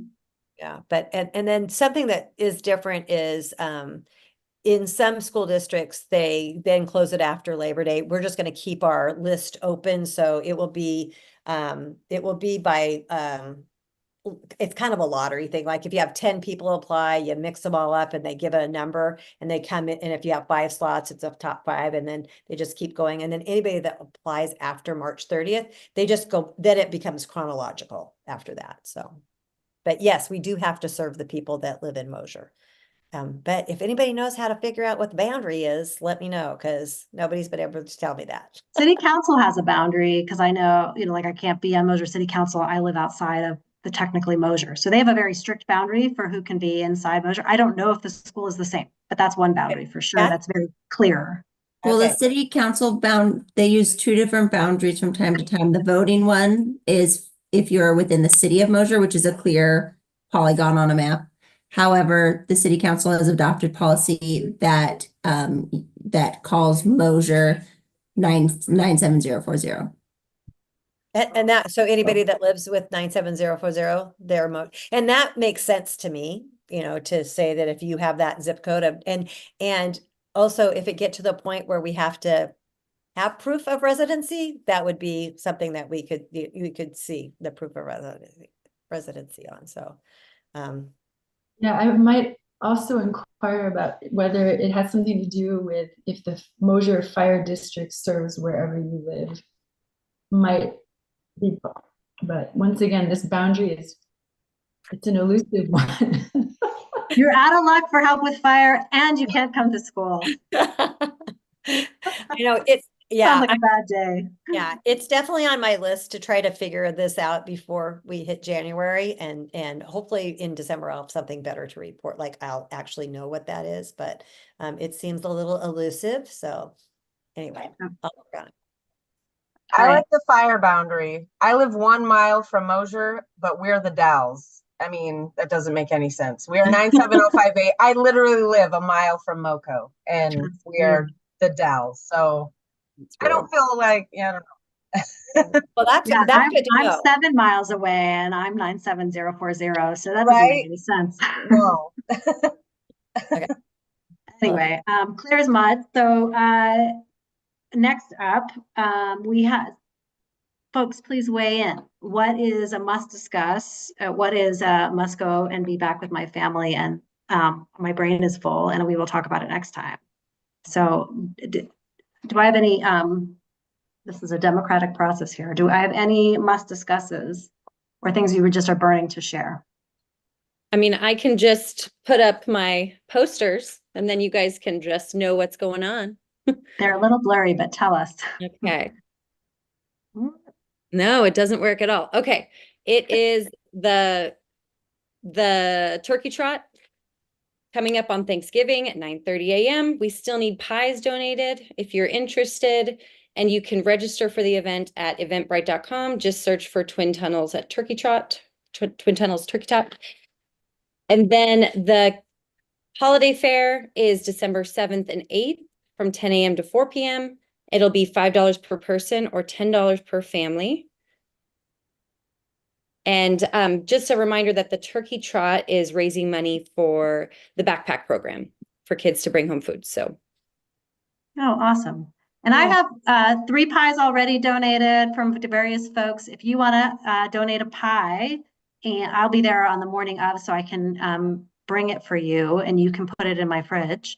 Or you can, if you're traveling for Thanksgiving and you want to give me like whatever, 10, 20 bucks to go buy a pie for you, I'm happy to do that too. So, yeah. And those are our prizes for folks who are not familiar with the Turkey Trot. It's super sweet. The fastest kids, the fastest at each distance, men and women get pies to take home to Thanksgiving. And it's always, there's a lot of really lovely homemade pies too, and it's very sweet. I'm happy to donate a pie. I can get a pie. Yeah, I got a pie. All right, I'm up to 4. I'll go to Packers and get a good one. Yeah, thanks, Jen. Go ahead, Emily. Okay, my only must share is that there's going to be a garden party this Saturday, November 16th from 10 a.m. to 2 p.m. Work party. So if you want to come help put raised beds together or do some work in the garden, please join us. it's really fun. Thank you.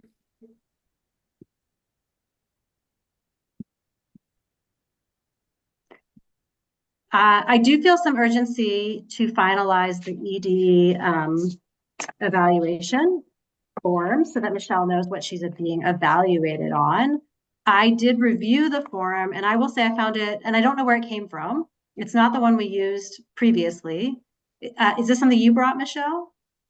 It's actually, I found, so Jen Langley's mentor had something, and then I kind of combined that with what you had. I just felt like the one that that Dan had kind of started with was a little complicated.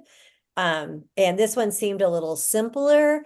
With that, I was hoping and a little bit more concise because I thought the other one also didn't like talk about all of the things that ED has to do. One of the things I wanted to ask is, I mean, I think if everybody does their own, then we probably need like a score sheet at the bottom where it kind of averages everything out. But I think that's something that we can work through with that. So, yeah, so I kind of. Well, so I'll give you all homework, which is to take a close look at this and then email me or Dan your edits or suggestions. Because I will say, absolutely, what I would recommend is think about the things you want to evaluate an ED on, and then whether you see that reflected in the in this current one, which has only a few categories. And I found there were a couple things from my perspective, facilities budget, that weren't so easy to figure out where that would fit for me. And I don't want to get into the details of it, and I haven't read it super closely, so maybe I just missed it because there's a fair amount of verbiage there, and there's think it would be wonderful if everybody here could think about, like, we now have a good sense of all the millions of things an ED has to do. What do we want to rate one, our ED on? And so that Michelle knows those categories, and then we can have a discussion about it. So if you see something that is missing, that you would like included so that we can have a discussion with Michelle about it, please let me or Dan know. And then the next, I'll make edits. I'll volunteer for that with Dan. And then our next meeting, we will finalize this and we'll have it as an action item. And hopefully it will include input from all of you on things that you'd like to see in there. Tiffany. I wasn't on when Michelle got hired, and is her contract online? Like, can I find it on her website? I would just like to know her contract to fairly evaluate what she signed and signed up for and what that says her job is. You know what I mean? Compared to the evaluation. Yeah.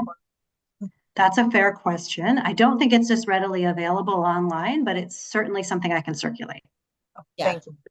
It's supposed to be a public document, so I Okay, mean. I'll you know, look. I haven't looked. I was just wondering if I can go find it or if I don't it's think something. it's up on the website, but I think it is something that if someone requested, we would provide as a public document, the way Michelle's suggesting. And there's no reason you couldn't have it. So I'll make myself. Okay, thank you.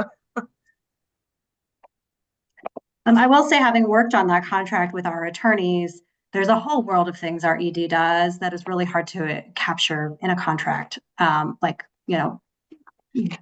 DEI considerations, trees that are interrupting the root systems, whatever it is. Like, so take that and then take also your own understanding and observations of what the job entails.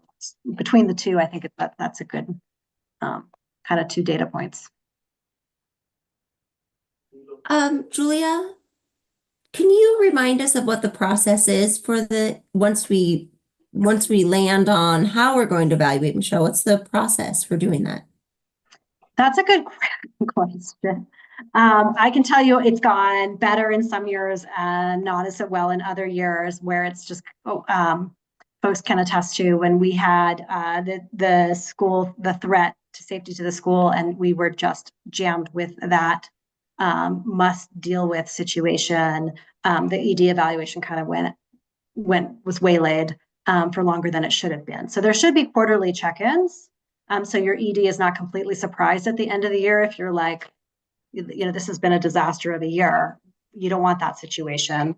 You really want to be checking in. And there is Dan is not here tonight to speak to the full amount of checking in that happens, but I can tell you from when I check in with Dan, there's a lot of communication board to Michelle that happens. And Michelle's really great at also communicating over email. And so precisely the process, the way it's happened in the past is we will grade the ED essentially, and then we'll go into an executive session. We'll have an opportunity to chat with each other. We'll compare our scores, and then somebody will have the task of sharing that out with Michelle. So there will be a formal evaluation with some numbers associated in each of these categories, but there are also check-ins, softer check-ins throughout the year that are supposed to be occurring. So that she kind of has a sense for whether she's on track and there's any course correction needed. So it's a dual track process. And if I've described that, there's also been some OSBA training around this. And maybe the thinking on this has changed, or Michelle has had a different process and would prefer, happy to be responsive. But yeah, that's my rough understanding of how this all works. Last year was the first year in my 4 years of being a principal that I even got evaluated. So I'm going to tell you, like, it's one of those things that probably slips through a lot, and it shouldn't.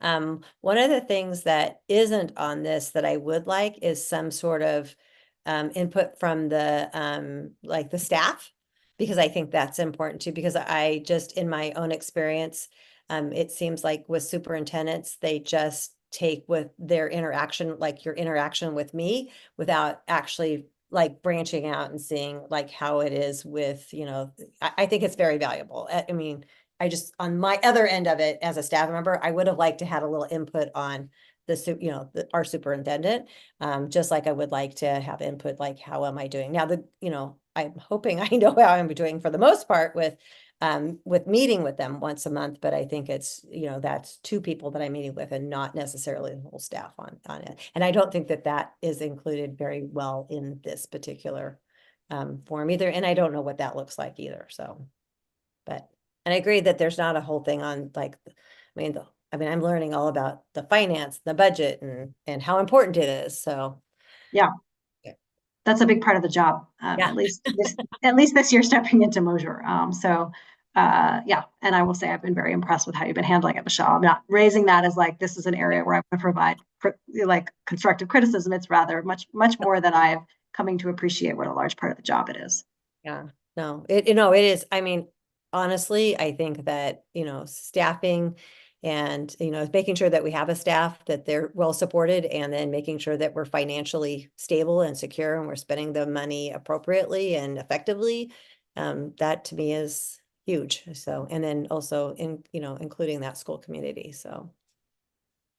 Yeah, so keep all those things in mind, folks, when you're looking at this ED evaluation and whether or not those are reflected there and what you might like to see, because you will then be in the position of giving Michelle a number on these various things and giving her kudos where kudos are deserved and constructive criticism where that is also deserved. Marie, did you have something? Yeah, I just wanted to say that, the ED evaluation process is also an opportunity for the board and the ED to work together to make sure that the ED is receiving, the support where they need. And so if all of us identify areas that, have come up in the last while that we've been serving that seem important, I think it's just going to make the evaluation process more valuable and more helpful, and lead the school down a stronger path as well. So I think I look forward to everybody spending time thinking about what's important and what do we need to all make sure is happening at the school for the staff, for the kids, for the ED, because this is where we can kind of track all of that. And at one point, I mean, well, and I'm trying to find time to do it, but I also need to have some goals that you're also looking at, in addition to this is setting like 1 or 2 goals that you can kind of check, kind of hold me accountable and check in. And I think that's in my contract actually. So talk about the contract. So and hopefully, and I could probably have something like that, some goals, like here are my goals in December. So But I like where you're going, Marie, too, that this is also an opportunity for upward feedback. And I would encourage you to think of it that way, Michelle, as a conversation and what, you need to be supported by the board and let us know how we can improve that too, because it's a two-way street. All right, folks, I'm inclined to table the rest of the agenda items. We do our best to check in with everybody on each month's agenda. So if there are things that were tabled today that are important to you, please, when we are making the next regular meeting agenda, send them to myself or Dan when we're looking for agenda items, or you can email us right this minute and say, don't forget next month to include. And then also, if something comes up and you need a special meeting because there's something pressing, please don't hesitate to reach out, and just remember we have that possibility as well. So there was an executive session out here today. If we needed to, we could have a special meeting in a couple of days, and we can notice that in a different way. Yeah. And just quickly, can I go over just events, because this is recorded, and so if anybody's looking at this, so they know some important events. Yep. So Thursday, November 21st is the end of the first trimester, and our Tiger Rally at 1:30. Friday, November 22nd, no school. That's an assessment day for writing report cards and progress reports. We have no school November 25th through the 29th. That's for a Thanksgiving break. The turkey trot is on November 28th. Holiday fair setup is the 6th, and the holiday fair is the 7th and 8th. A big banner is going up on the fence tomorrow. December 10th is called Parent Boost Camp. It's pre-K through 3 grade. 5 to 6:30. Pizza is going to be served for the first 30 people. December 19th is Frozen Junior the Play. December 20th is a Tiger Rally at 1:30. And December 23rd through January 3rd is no school for students for winter break. And Monday, January 6th is a no school day. That is a teacher in service day. That's it. And what time is the ELD night? And yeah, sorry, because that's on my this week. I always send out an agenda for the staff. The ELD tomorrow night is 5:30 to 7. There is food being served. I think we have some really It's Thursday night. Thursday. Thursday night. Sorry. Yeah, Yeah. okay. Thursday. Tomorrow is strategic planning. Thursday. Yeah, this is quite the week for me. So, and then Thursday is ELD night. Amelia is going to be coming to help with translation. Margaret will be there. There's tamales being served. Very excited. We have, I think, about 19 families that that are invited to this, and hoping for a good turnout. She said it's usually a pretty good turnout, so I'm excited to meet families. Yeah, and I'll encourage board members. I went, I don't know if it was last year or the year before, with my family, and it was just really great to kind of see that slice of Mosier School, see Margaret do her thing, participate in the meal. And so just, yeah, know that you're welcome there too. And then there's a piñata. We also have our migrant ed liaison that comes. Is it Alfonso? Why can't I remember his name right now? Alfonso will be there. He is a great addition that we have from the ESD. He comes on Tuesdays and works with students. His first language is definitely Spanish, and so he's learning English. So he's been a great addition. I think it's nice to have just the fact that he is so close to a lot of the families and has a really great working relationship with them. So he's been a great addition to our school community. So, and he'll be there, and he's providing, I guess, the gigantic piñata filled with candy, but we're going to be doing that at 6:55 so the kids can have the candy and then go home after that. All right. Good night, everyone. Thank you for Night. the great meeting. Thanks to everybody that's listening. And yeah, our next meeting, I think is it December 10th? December 10. Yeah, December.